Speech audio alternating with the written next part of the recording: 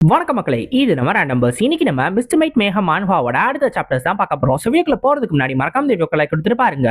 So வாங்க வீடியோக்குள்ள போலாம். நம்ம போன சாப்டர்ஸ்ல என்ன பார்த்துருப்போம்னா, நம்ம ஜியோங்க இருக்கால, அவன் தன்னோட பிளான் போட்ட மாதிரியே எல்லாத்தையும் நடத்திக்கிட்டு இருப்பான். அப்ப கரெக்டா அந்த பிளான்ல கரெக்டா குறுக்க வருவாரு இந்த ஷாமான் ஷோ. இந்த ஷாமான் ஷோ ஒரு 3 லெவல் ஷாமான். அந்த ஒரு காரணத்தினால நம்ம ஹீரோ டீமனிக் மாங்கை யூஸ் பண்றதை ஈஸியா கண்டுபிடிச்சிருவான். அப்ப டீமனிக் மாங்கை அவன் எக்ஸாசிசம் பண்ணலான்னு போறப்ப நம்ம ஹீரோ குறுக்க வந்து அதை தடுத்துருவான். உடனே அந்த ஷாமான் ஷோக்கு தெரிய வந்துடும், நம்ம ஹீரோவால இந்த ஃபெமிலியர் ஸ்பிரிட்ஸை பார்க்க முடியுது அப்படின்னு. இது எப்படி நீ பண்ண, இதை எப்படி பண்ண, அப்படி சொல்லலைன்னா கண்டிப்பா உன்னையும் கொண்டுருவேன், அந்த டீமனிக் மாங்கை நான் எக்ஸாசிசம் பண்ணிடுவேன்னு சொல்லும் போது நம்ம ஹீரோவோட டேலண்ட்டை பார்த்து அந்த ஷாமான் ஷோவே ரொம்ப ஆச்சரியப்படுவான். ஏன்னா நம்ம ஹீரோ அவனோட டெக்னிக்ஸ் எல்லாத்தையும் ரொம்ப ஈஸியாவே இமிடேட் பண்ணுவான். ஸோ இவனை கண்டிப்பா டிசிப்ளா எடுத்துக்கணும்னு சொல்லி இவனையும் சேர்த்து கூட்டிட்டு போயிருவானுங்க. இதோட மோக்யூச்சுனையும் இலவச இணைப்பா கூட்டிட்டு போயிருவானுங்க. ஸோ இப்போ இவனுங்க 2 பேரையும் ஹெவன் அர்த் அசோசியேஷனுக்கு தான் கூட்டிட்டு போவானுங்க. அப்படி போற வழியில நம்ம ஹீரோ அந்த ஷாமான் ஷோ வச்ச டெஸ்ட்லயும் ஈஸியாவே பாஸ் ஆயிருவான். ஏற்கனவே இந்த ப்ளூ ஸ்பிரிட்டுக்கும் அந்த ஹெவன் அர்த் அசோசியேஷனுக்கும் பகை இருக்கிறது நம்ம ஹீரோக்கு தெரிய வரும். ஸோ இப்போ ப்ளூ ஸ்பிரிட் தன்னோட டிசிப்ளா மாறுன்னு நம்ம ஹீரோவை கேட்ட உடனே அவனும் இது எல்லாத்தையும் அக்செப்ட் பண்ணிக்கிடுவான். இதோட தான் நம்ம போன சாப்டர்ஸை விட்டுட்டு போனோம். இப்போ இதுல இருந்து கண்டினியூ பண்ணுவோம். இந்த ஒரு சாப்டர் ஆரம்பிச்சதும் நம்ம ஹீரோ இதை அக்செப்ட் பண்ணிக்கிடுவான்ல. பண்ண உடனே இந்த ப்ளூ ஸ்பிரிட்டும் சரி சரி இனிமேல் நீயும் என்னை மாஸ்டர்னு கூப்பிடலாம் அப்படின்னு சொல்லும் போது, 2வது கண்டிஷன், நான் மாஸ்டர்னு உன்னை கூப்பிடவே மாட்டேன் அப்படின்னு சொல்லிடுவான். ஏன் அந்த ஷாமானை மட்டும் மாஸ்டர்னு கூப்பிடுற, என்ன கூப்பிட மாட்டியா அப்படின்னு சொல்லி இந்த ப்ளூ ஸ்பிரிட்டும் கேட்கும். ஆனா நம்ம ஹீரோ என்ன சொல்லுவானா, நான் தான் உன்னோட மாஸ்டர், நீ என்னோட ஃபெமிலியர் ஸ்பிரிட், ஆனா நீ என்னை மாஸ்டர்னு கூப்பிட்டதே கிடையாது. இங்க பாரு, இந்த டீமனிக் மார்க் பயபுல எப்பயுமே என்னை மாஸ்டர் மாஸ்டர் தான் கூப்பிடுது, இப்ப கூட இந்த டால்ல இருந்து மாஸ்டர்னு கூப்பிட்டுக்கிட்டு இருக்கு பாரு அப்படின்னு சொல்லுவான். சொல்லிட்டு அவன் வேற சிரிச்சுக்கிடுவான்.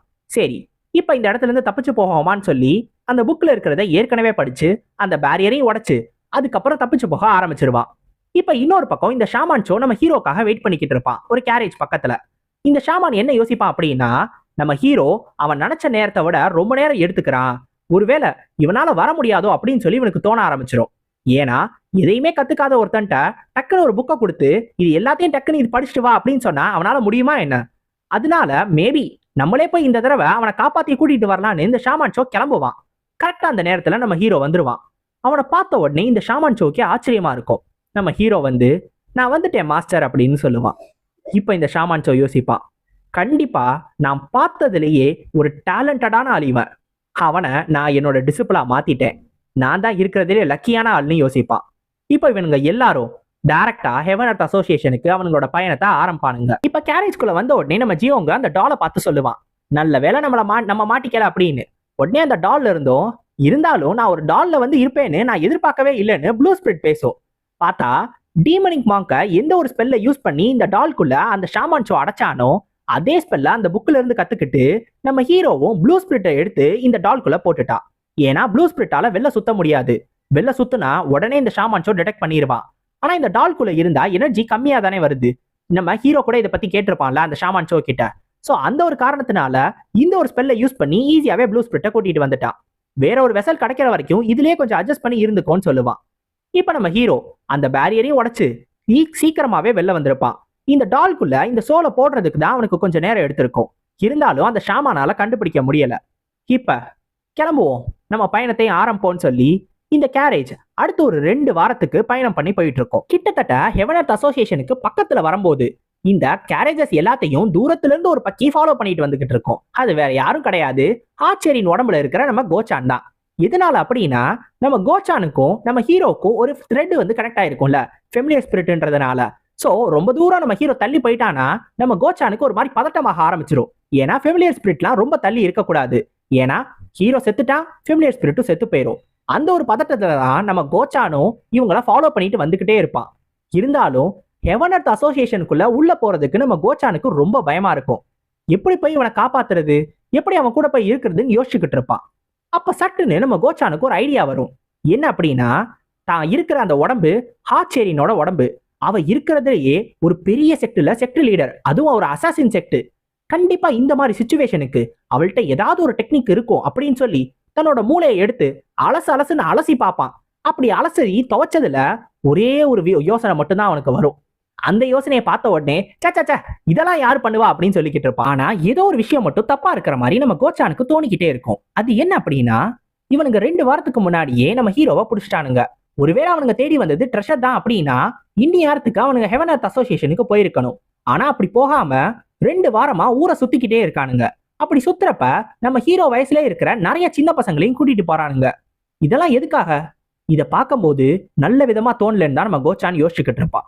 இப்ப கரெக்டா நம்மளும் இந்த இடத்துக்கு வந்துட்டோம் அப்படின்னு சொன்ன உடனே நம்ம ஹீரோவும் கேரேஜ்ல இருந்து வெளில வந்து எட்டி பார்ப்பான். அவன் முன்னாடி ஒரு பிரம்மாண்டமான கதவும் அதுக்கு பின்னாடி நிறைய சின்ன சின்ன பில்டிங்ஸும் நிறைய தெரியும். அதாவது தூரத்துல இருந்து பாக்குறதுனால. இதுதான் ஹெவன் எர்த் அசோசியேஷன். சுத்தி பறந்து விரிஞ்சிருக்கிற எல்லா இடமுமே இவனுங்களோட இடம் தான். மொத்தத்தையும் கண்ட்ரோல்ல வச்சிருக்கானுங்க. முரீம்லயே டாப் 3 ஸ்ட்ராங்கஸ்ட்ல ஒரு ஆர்கனைசேஷனா இருக்குன்னா சும்மாவா இருப்பானுங்க? அப்படி ஒரு பெரிய ஆர்கனைசேஷன் தான் இது. ஸோ இப்போ இந்த ஒரு ஆர்கனைசேஷனுக்குள்ள தான் நம்ம ஹீரோவும் போயிட்டு இருப்பா. இப்போ உடனே இந்த ப்ளூ ஸ்ப்ரெட் கேட்கும், நீ எதுவும் நர்வஸா இருக்கியா அப்படின்னு. அப்படி எதுவும் இல்லை அப்படின்னு நம்ம சொல்லும் போது, நீ நர்வஸா இருக்கணும். ஏன்னா நீ இதுக்கு முன்னாடி வெறும் ஒரு 3rd ரேட்ல இருந்து 1st ரேட்டா மாறி இருக்க. அதுவும் 2 வாரத்துல மாறிட்ட. அது என்னமோ பாராட்டத்தக்க விஷயம் தான். ஆனா நீ இன்னும் போறதுக்கு நிறைய தூரம் இருக்கு. அப்ப நம்ம ஜியோங்கும் கேட்பான், ஏன் அந்த மோக்ஸ்வார்ட் மேனர்ல அந்த டெத் கீயை எடுத்தேனே, அப்படி நான் எடுத்தேன்னா சீக்கிரமாவே நான் ஸ்ட்ராங்கா மாறிட முடியுமே, அப்புறம் என்ன பிரச்சனை அப்படின்னு நம்ம ஹீரோ கேட்கும்போது அப்ப அந்த ப்ளூ ஸ்பிரிட் சொல்லும், நீ என்ன நினைச்ச? அந்த மோக்ஸ்வார்ட் மேனர்ல நடந்த மாதிரியான சண்டைலாம் அடிக்கடி நடக்கும்னு நினைக்கிறியா? உன்னால அடிக்கடி எல்லாம் டெத் கீயை எடுக்க முடியாது. அப்படியே எடுத்தாலும் கூட நீ இயர்லி பீக் லெவல்ல இருந்து ஸ்பிரிச்சுவல் என்லைட்மெண்ட் அடைஞ்சா மட்டும்தான் உன்னால அடுத்த லெவலுக்கு போக முடியும். அதாவது மார்ஷியல் ஆர்ட்ஸை பத்தின பேசிக்கான அண்டர்ஸ்டாண்டிங். ஸோ இன்டர்னல் எனர்ஜியை எடுக்கிறது மட்டும் முக்கியம் கிடையாது, அதை எப்படி எடுக்கிறோம் அதை பத்தின அண்டர்ஸ்டாண்டிங்கும் இருக்கணும். ஸோ அந்த என்லைட்மெண்ட் கிடைச்சா மட்டும்தான் அடுத்த லெவலுக்கு போக முடியும். இதை பத்தியெல்லாம் நம்ம ப்ளூ ஸ்பிரிட் சொல்லும் போது நம்ம ஹீரோ ஒரு விஷயத்த நோட் பண்ணுவான். ஏதோ ஒன்று தப்பா இருக்குன்னு சொல்லுவான். அது என்ன அப்படின்னா, இவனுங்க டைரக்டா அந்த மெயின் டோர் வழியா போகாம சுத்தி போவானுங்க. இவனுங்க வந்திருக்கிறது ஹெவன் எர்த் அசோசியேஷனுக்கு தான். என்ட்ரன்ஸ் வழியா போகாம எதுக்காக இந்த பக்கமா போறோம்னு நம்ம ஹீரோ யோசிக்கும் போது இப்ப கதவை திறந்துக்கிட்டு அந்த கேரேஜோட கதவை திறந்து இந்த ஷாமான் ஷோ வருவாரு. என்னாச்சு மாஸ்டர் அப்படின்னு நம்ம ஹீரோவும் கேட்பான். அவர் உடனே இல்ல ஒரு பெரிய பிரச்சனை அப்படின்னு சொல்லுவாரு. என்ன பிரச்சனைன்னு கேட்கும்போது அதை எக்ஸ்பிளைன் பண்றதுக்கெல்லாம் எனக்கு நேரம் கிடையாது, இந்த ரிங் அப்படின்னு சொல்லி ஒரு ரிங்கை கொடுப்பாரு. இந்த ரிங்கை இருக்கிற வரைக்கும் உன்னால எந்த விதமான மந்திரங்களையும் சொல்லாம சின்ன சின்ன ஸ்பெல்ஸ் எது வேணாலும் யூஸ் பண்ண முடியும். இதை வச்சுக்கோ, இதை வச்சு கொஞ்சம் சேஃபா இருந்துக்கோ.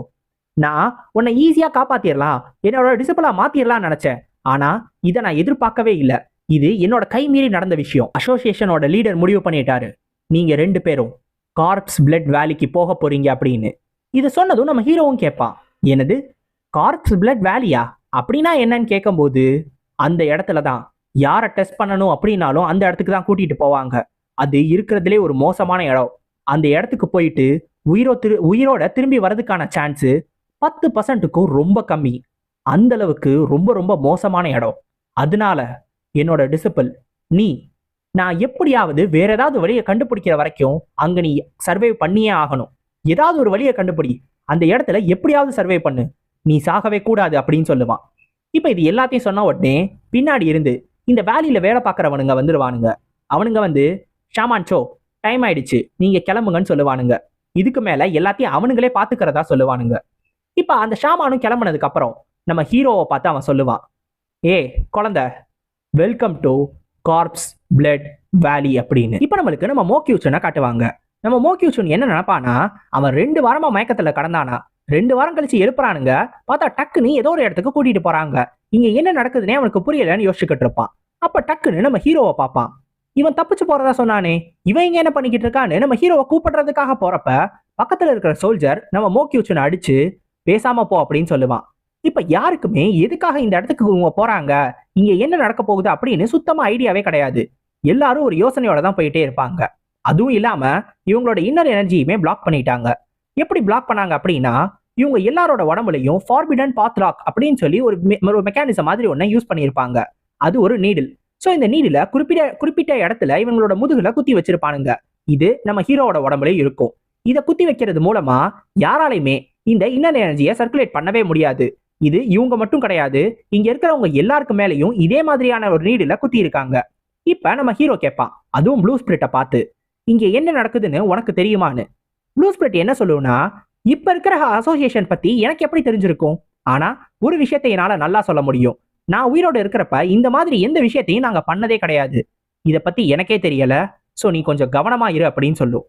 இப்ப நம்ம ஹீரோ இல்லாம, அதாவது ஹீரோ கூட வந்த குரூப் இல்லாம இன்னும் தனியா வேற இடத்துல இருந்து ஒரு குரூப் வந்திருப்பானுங்க. சோ மொத்தம் எல்லாரையும் ஒன்னா கூப்பிட்டு ஒரு இடத்துக்கு கீழே நிக்க வைப்பானுங்க, ஒரு ஓடைக்கு பக்கத்துல. இப்ப இவங்களுக்கு நடுவுல ஒரு மேடை மேல நிக்கிற ஒரு மாஸ்க் போட்ட ஆளு என்ன சொல்லுவானா, இந்த இடத்துல தான் உங்களை டெஸ்ட் பண்ண போறோம். என் கையில தெரியுதுல இந்த மார்பிள், இந்த மாதிரியான மார்பிள் அந்த தண்ணி ஃபுல்லா கிடக்கு. அந்த மார்பிளை நாங்க கொடுக்குற டைம்குள்ள நீங்க எடுத்துட்டு வரணும். அப்படி ஒருவேளை எடுத்துட்டு வரலனா நீங்க இந்த டெஸ்ட்ல ஃபெயில் ஆயிருவீங்கன்னு சொல்லுவான். இப்ப உடனே ஒருத்தன் கையை தூக்கி கேட்பான், என்னது டெஸ்டா? நாங்க எல்லாரும் வேற வேற செக்டர்ல இருந்து வந்திருக்கோம். நீங்க எல்லாரையும் இந்த இடத்துக்கு கூட்டிட்டு வந்துட்டீங்க, எங்க இன்னர் எனர்ஜிஸையும் பிளாக் பண்ணிட்டீங்க.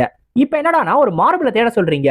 இது எப்படி டெஸ்ட் ஆகும்? அதுவும் எக்ஸ்பிளனேஷனே கொடுக்காம இருக்கும்போது ஏன் இப்படி பண்றீங்க அப்படின்னு அவன் கேட்கும்போது கரெக்டா அடுத்த செகண்ட் அவன் மூஞ்சியில அந்த மார்பிள் வந்து பட்டிருக்கும். அவரு அங்கிருந்து அதை வேகமா தூக்கி போட்டு அவனை கொன்றுவாரு. இவன் இப்ப இறந்ததுக்கு அப்புறம் இவர் திரும்பியும் சொல்லுவாரு, இங்க நான் என்ன சொல்றேனோ அதை தான் நீங்க கேட்கணும்.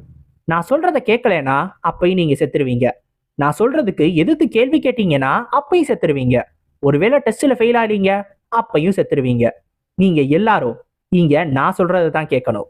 எல்லாருக்கும் இன்னொரு தடவை சொல்லிக்கிறேன், வெல்கம் டு கார்ப்ஸ் பிளட் வேலி அப்படின்னு. இப்ப இவனும் இதை சொல்லி முடிச்சிருவான். இப்ப இன்னொரு பக்கம் இந்த ஷாமான் ஷோ ரொம்ப பதட்டமாயிருவாரு. ஏன்னா அவரு டிசிப்ளா எடுத்துக்கணும்னு நினைச்ச ஒருத்தனை எதுக்காக இந்த கார்ப்ஸ் பிளட் வேலிக்குள்ள அனுப்பணும் அப்படின்னு. ஆனா பிளேட் கிங் சொல்லுவாரு, நம்மளால ஒண்ணுமே பண்ண முடியாது. அசோசியேஷனோட லீடர் என்ன சொல்றாரோ அதை தான் நம்ம கேட்டாகணும். நமக்கு வேற வழியே கிடையாது, அதை ஃபாலோ பண்ணி தான் ஆகணும் அப்படின்னு. ஆனா ஷாமான் ஷோவால இதை ஏத்துக்கவே முடியாது. ஏன்னா இத்தனை நாள் கழிச்சு இப்பதான் தனக்கு யூஸ்ஃபுல்லான ஒரு பையன் டிசிப்ளா கிடைச்சிருக்கான். அப்படி ஒரு பையனை இப்படி கார்ப்ஸ் பிளட் வேலியில நான் இழக்கணுமா? நான் இப்பவே போய் வேலி மாஸ்டரை பார்த்து பேசணும் அப்படின்னு சொல்லும் போது அவன் வெறும் யூஸ்ஃபுல் மட்டும் கிடையாதுன்னு இந்த பிளேட் கிங் சொல்லுவாரு. ஏன்னா இத்தனை வருஷமா ஹெவன் எர்த் அசோசியேஷன்ல யாருனாலையும் பண்ண முடியாத அந்த ஒரு ஸ்வாட் டெக்னிக்கா அவன் தான் ரிவைவ் பண்ணியிருக்கான். 100 வருஷம் கழிச்சு இப்படி ஒரு டெக்னிக்கா அவன் ரிவைவ் பண்ணியிருக்கான். இது ஒரு சாதாரண ஒரு விஷயம் கிடையாது. இருந்தாலும் அசோசியேஷனோட லீடர் எதுக்காக இவங்களை இந்த இடத்துக்கு அனுப்புனாரு? அப்பதான் பிளேட் கிங்க்கு தோணும், ஒருவேளை இவங்க 2 பேரையும் டெஸ்ட் பண்றதுக்காக இருக்குமோ அப்படின்னு. ஹெவன் எர்த் அசோசியேஷன்ல இவங்களை சேர்க்கணும்னா இவங்களை ஃபர்ஸ்ட் டெஸ்ட் வச்சு தான் சேர்க்கணும். ஸோ அந்த டெஸ்ட்டுக்காக தான் இவர் அனுப்பிச்சிருக்காரோன்னு சொல்லி நம்ம பிளேட் கிங்க்கு தோண ஆரம்பிச்சிடும். இப்போ இந்த பக்கம் இந்த டெஸ்ட்டை ஆரம்பிச்சிருவாங்க. இப்போ இந்த வேலி மாஸ்டர் கையில ஒரு ஊதுபத்தி இருக்கும். அந்த ஊதுபத்தி கரெக்டா எரிஞ்சு முடிக்கிறதுக்கு 1/2 மணி நேரம் ஆகும். அந்த டைம்குள்ள இவங்க மார்பிளை கண்டுபிடிச்சு கொண்டு வந்து கொடுக்கணும். அது மட்டும் கிடையாது, இங்க ஆளுங்களை விட கம்மியான ஒரு மார்பிள்ஸ் தான் இங்க இருக்கு. ஸோ ஒருவேளை கரெக்டான டைம்குள்ள இவங்க கண்டுபிடிக்கலனா கண்டிப்பா இவங்க செத்துருவாங்க. சீக்கிரமா போய் கண்டுபிடிங்கன்னு சொல்லுவான். இப்ப இதை சொன்னதும் எல்லாரும் வேக வேகமா அந்த தண்ணிக்குள்ள போக ஆரம்பிச்சிருவானுங்க. நம்ம மோக்கியூச்சுனும் அப்ப போவான். அப்பதான் நம்ம ஹீரோ திரும்பி பார்ப்பான். பார்த்தா நம்ம ஹீரோ அந்த இடத்துல இருந்து அசைஞ்சிருக்கவே மாட்டான். அப்படியே நின்று எல்லாரையும் சிரிச்ச முகத்தோட பாத்துக்கிட்டு இருப்பான். இவன் என்ன பண்றான்? இவன் என்ன அப்படியே நிக்கிறான்? என்ன இருந்தா என்ன, என்னால சாக முடியாது, நான் போய் மார்பிளை கண்டுபிடிச்சு ஆகணும்னு சொல்லி நம்ம மோக்கியூச்சுனும் தேட ஆரம்பிச்சிருவான். இப்ப எல்லாரும் தேடிக்கிட்டே இருக்கும்போது கரெக்டா ஒருத்தனுக்கு அது கிடைச்சிரும். கிடைச்ச உடனே நான் கண்டுபிடிச்சிட்டேன் அப்படின்னு சொல்லி அப்பாடியோ நான் இப்பவே போக போறேன்னு வேக வேகமா ஓட ஆரம்பிச்சிருவான். இவன் இந்த இடத்துல இருந்து தப்பிச்சா போதும் அப்படின்னு வேகமா இந்த வேலி மாஸ்டரை பாக்குறதுக்காக வருவான். அப்ப அவனுக்கு பின்னாடி இருந்து ஒருத்தன் அந்த மார்பிளை உடனே என்கிட்ட குடுன்னு இவன் கிட்ட சண்டைக்கு வருவான். நீ கேட்டோடனே நான் கொடுத்துருவேனான்னு சொல்லி இவனும் வேக வேகமா ஓடிக்கிட்டு இருப்பான். பின்னாடி அவனும் துரத்திட்டு வந்துகிட்டே இருப்பான். அப்ப பார்த்தா இவனுக்கு முன்னாடி நம்ம ஹீரோ வந்து நிப்பான். இப்ப நம்ம ஜியோங்க பார்த்த உடனே இவன் எப்ப இங்க வந்தா? ஒருவேளை இவன் ஆரம்பத்திலே இங்கதான் இருக்கானோ? என்ன இருந்தா என்ன, நான் போய் இந்த மார்பிளை கொடுத்தாகணும் அப்படின்னு யோசிப்பான். இப்ப பின்னாடி இருந்து ஒருத்தன் முன்னாடி ஒருத்தன் வந்து நிக்கிறான். 2 பேருக்கும் நடுவுல மாட்டிக்கிட்டதுனால வேற வழியே தெரியாம இந்த மார்பிளை எடுத்து முழுங்கிடுவான். இவன் கரெக்டா அதை ஃபுல்லா முழுங்குறதுக்குள்ள நம்ம ஹீரோ இவனோட கழுத்தை பிடிச்சிருவான். பிடிச்சு இவனை பார்த்து சொல்லுவான், எனக்கு தேவையே இல்லாம அதிக வேலையை வைக்கிறியே அப்படின்னு சொல்லிட்டு அந்த கழுத்தை பிடிச்சு அப்படியே பிச்சு இழுத்து அதுக்குள்ள இருக்கிற மார்பிளை எடுத்துருவான். இதை பார்த்துட்டு எல்லாரும் ஒரு செகண்ட் அப்படியே அமைதியா இருப்பானுங்க, ஒரு மாதிரி அதிர்ச்சியில இருப்பானுங்க. நம்ம ஹீரோ இந்த மார்பிளை எடுத்துட்டு பக்கத்துல அந்த வேலி மாஸ்டர் கிட்ட போய் இந்தாங்க அப்படின்னு நீட்டுவான். இப்ப இந்த ப்ளூ ஸ்பிரிட் யோசிக்கும், எவன் ஒருத்தனை இந்த ஹெவன் எர்த் அசோசியேஷனுக்கு வந்திருக்கவே கூடாதோ அவனை நீங்களாவே கூட்டிட்டு வந்துட்டீங்க, இனிமேதான் விளையாட்டே ஆரம்பிக்க போகுது அப்படின்னு. இப்ப இந்த வேலி மாஸ்டரும் அவ்வளவுதான், நீ பாஸ் ஆயிட்ட அப்படின்னு சொல்லியிருப்பாரு. மொத ட்ரையல்ல ஆளா பாஸ் ஆனதே நம்ம ஹீரோ தான். செமையா பிளான் போட்டு அதே இடத்துல நின்று ஒருத்தனை கொன்னு பாஸ் ஆயிட்டான். இப்ப இந்த வேலி மாஸ்டர் ஒரு சில்வர் பிளேக்க அவன் கிட்ட தூக்கி போட்டுட்டு அந்த மார்பிள்ல இருக்கிற ஒரு நம்பரை பார்க்க சொல்லுவாரு. அந்த மார்பிள்ல 63ன்ற நம்பர் இருக்கும். சோ இதுதான் இனிமேல் நம்ம ஹீரோவோட நம்பர். அவன் இங்க இருக்கிற வரைக்கும் இந்த நம்பரை நல்லா ஞாபகம் வச்சுக்கணும். அது மட்டும் கிடையாது, இன்னொரு சில்வர் பிளேக்க தூக்கி போட்டார்ல, அதுல 1ன்னு எழுதி இருக்கும். சோ நம்ம ஹீரோ இந்த ஃபர்ஸ்ட் ட்ரையல்ல ஃபர்ஸ்ட் வந்துட்டான் அப்படின்றத குறிக்கிறதுக்கான இது 2த்தையுமே பத்திரமா வச்சுக்கோ அப்படின்னு சொல்லிட்டு அந்த பக்கமா போய் ரெஸ்ட் எடுக்க சொல்லிடுவாங்க. அசோசியேஷனோட லீடர் ஒரு ஹாஸ்டேஜை எதுக்காக இந்த இடத்துக்கு அனுப்பிச்சு வச்சாரு அப்படின்னு சொல்லி இந்த கார்ப்ஸ் வேலி மாஸ்டர் யோசிச்சுக்கிட்டே இருப்பாரு. ஆனா அவன் இப்படி இருப்பான்றத லீடரே எதிர்பார்த்திருக்க மாட்டாருன்னு தான் இவரும் யோசிப்பாரு. ஒரு ஆர்த்தடாக்ஸ்ல இருந்து வந்த பையன் இப்பெல்லாம் இருப்பானா என்ன, அடுத்து இவன் என்னெல்லாம் பண்ண போறான்றத பாக்குறதுக்கு தனக்கும் கொஞ்சம் ஆர்வமா தான் இருக்குன்னு இந்த கார்ப்ஸ் வேலி மாஸ்டர் யோசிப்பாரு. இப்ப நம்ம ஹீரோ அந்த சில்வர் பிளேகே பாத்துக்கிட்டு இருப்பான். இப்ப நம்ம ஹீரோவுக்கு இது என்னன்றது நல்லா புரிஞ்சிடும். அதாவது இந்த ட்ரையல்ஸ்லாம் என்னன்னு, இந்த ட்ரையல்ல அவங்க என்ன சொல்றாங்களோ அதையும் கம்ப்ளீட் பண்ணணும். அதே நேரத்துல மத்தவங்களையும் நம்ம ஹீரோ சமாளிக்கணும். கொல்லணும்னு வந்துச்சுன்னா கொண்டுதான் ஆகணும். இது எல்லாமே நம்ம ஹீரோவுக்கு புரிஞ்சிடும். இப்படி பண்ணா மட்டும்தான் அவனால சர்வைவ் ஆக முடியும். ஆனா நம்ம ஹீரோ மட்டும்தான் பாஸ் ஆயிருக்கான். இன்னும் ஃபர்ஸ்ட் ட்ரையலே முடியல. காம்படிஷன் இன்னும் போயிட்டு தான் இருக்கு. நம்ம ஹீரோ ஒரு எக்ஸாம்பிளா காமிச்சிட்டான்ல, ஒருத்தவங்களை கொன்னாதான் மார்பிளை எடுக்க முடியும்னு. அதனாலயே மார்பிளை கண்டுபிடிச்சவனுங்க எல்லாரும் மாத்தி மாத்தி அடிச்சுக்கிட்டு சாக ஆரம்பிச்சிருவானுங்க. மாத்தி மாத்தி எல்லா பக்கமும் அடிச்சுக்கிட்டு இருப்பானுங்க. அப்படி ஒருத்தன் பின்னாடி துரத்திட்டு வரவங்கள்ட்ட இருந்து முன்னாடி பார்க்காம ஓடிக்கிட்டே இருப்பான். அப்ப கரெக்டா அவன் முன்னாடி ஒரு மொட்டை வந்து இவனை கரெக்டா ஒரு கல்லுல அடிச்சு கொன்னுட்டு இவன் கிட்ட இருக்கிற மார்பிளை எடுத்துருவான். இவனை பார்த்த உடனே அந்த காட்ஸ் தான் சொல்லுவாங்க, இவன் ஸ்கார்லட் டெத் வேலியை சேர்ந்தவனா. இந்த ஸ்கார்லட் டெத் வேலி ஹெவன் எர்த் அசோசியேஷனோட ஒரு சப்செக்ட் மாதிரி, இவனுங்க கூடவே இருக்கிற செக்ட் மாதிரி ஒண்ணு. இவனுங்கள்ட்ட இருந்த வந்த ஒரு ஆளு தான் இவன். உண்மையிலே டேலண்டடான ஆளும் கூட. இப்ப இன்னொரு பக்கம் ஒரு பொண்ணு நிறைய கல்ல வச்சு மார்ஷியல் ஆர்ட் டெக்னிக்லாம் யூஸ் பண்ணி வரிசையா நிறைய பேரை சமாளிச்சுக்கிட்டு இருக்கும். இந்த பொண்ணு மோஹ்வா அப்படின்னு சொல்லப்படுற ஒரு செக்டை சேர்ந்த ஒரு பொண்ணா. இது 4 கிரேட் அசாசின் செக்ட்ல ஒன்னா இருந்த ஒரு செக்டா. அதுக்கப்புறம் தான் இவனுங்க விலைக்கு வந்து அசசினா இருக்கிறத விட்டுட்டு ஹெவன் எர்த் அசோசியேஷன்ல சேர்ந்துட்டானுங்க. அதனாலதான் இப்ப 3 கிரேட் அசாசின் இருக்கானுங்க. சோ அந்த செக்டை சேர்ந்த ஒரு பொண்ணு தான் இது. இதுவும் கொஞ்சம் டேலண்டடான ஆளு. அடுத்து இன்னொருத்தன் ஒரு பெருசா ஒருத்தன் இருப்பான்.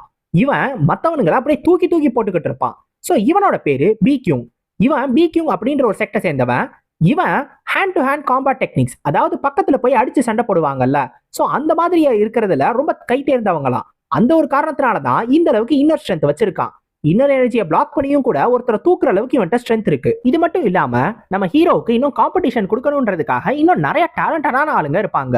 இப்ப அந்த ஸ்கார்லட் டெத் வேலியில இருந்த அந்த டாட்டோ ஆள் இருப்பான்ல, அந்த மொட்டை வந்து நேரா நம்ம ஹீரோவை பார்த்துட்டு, நீ அடுத்த ட்ரையல்லையும் ஃபர்ஸ்ட் வருவன் கனவுல கூட யோசிச்சு பார்க்காத, ஏன்னா அதுக்குள்ள நான் உன்னை கொன்றுவேன் அப்படின்னு சொல்லுவான். நம்ம ஹீரோ அவனை பார்த்து ஒண்ணுமே சொல்ல மாட்டான், ஜஸ்ட் சிரிச்சுட்டு விட்டுருவான்.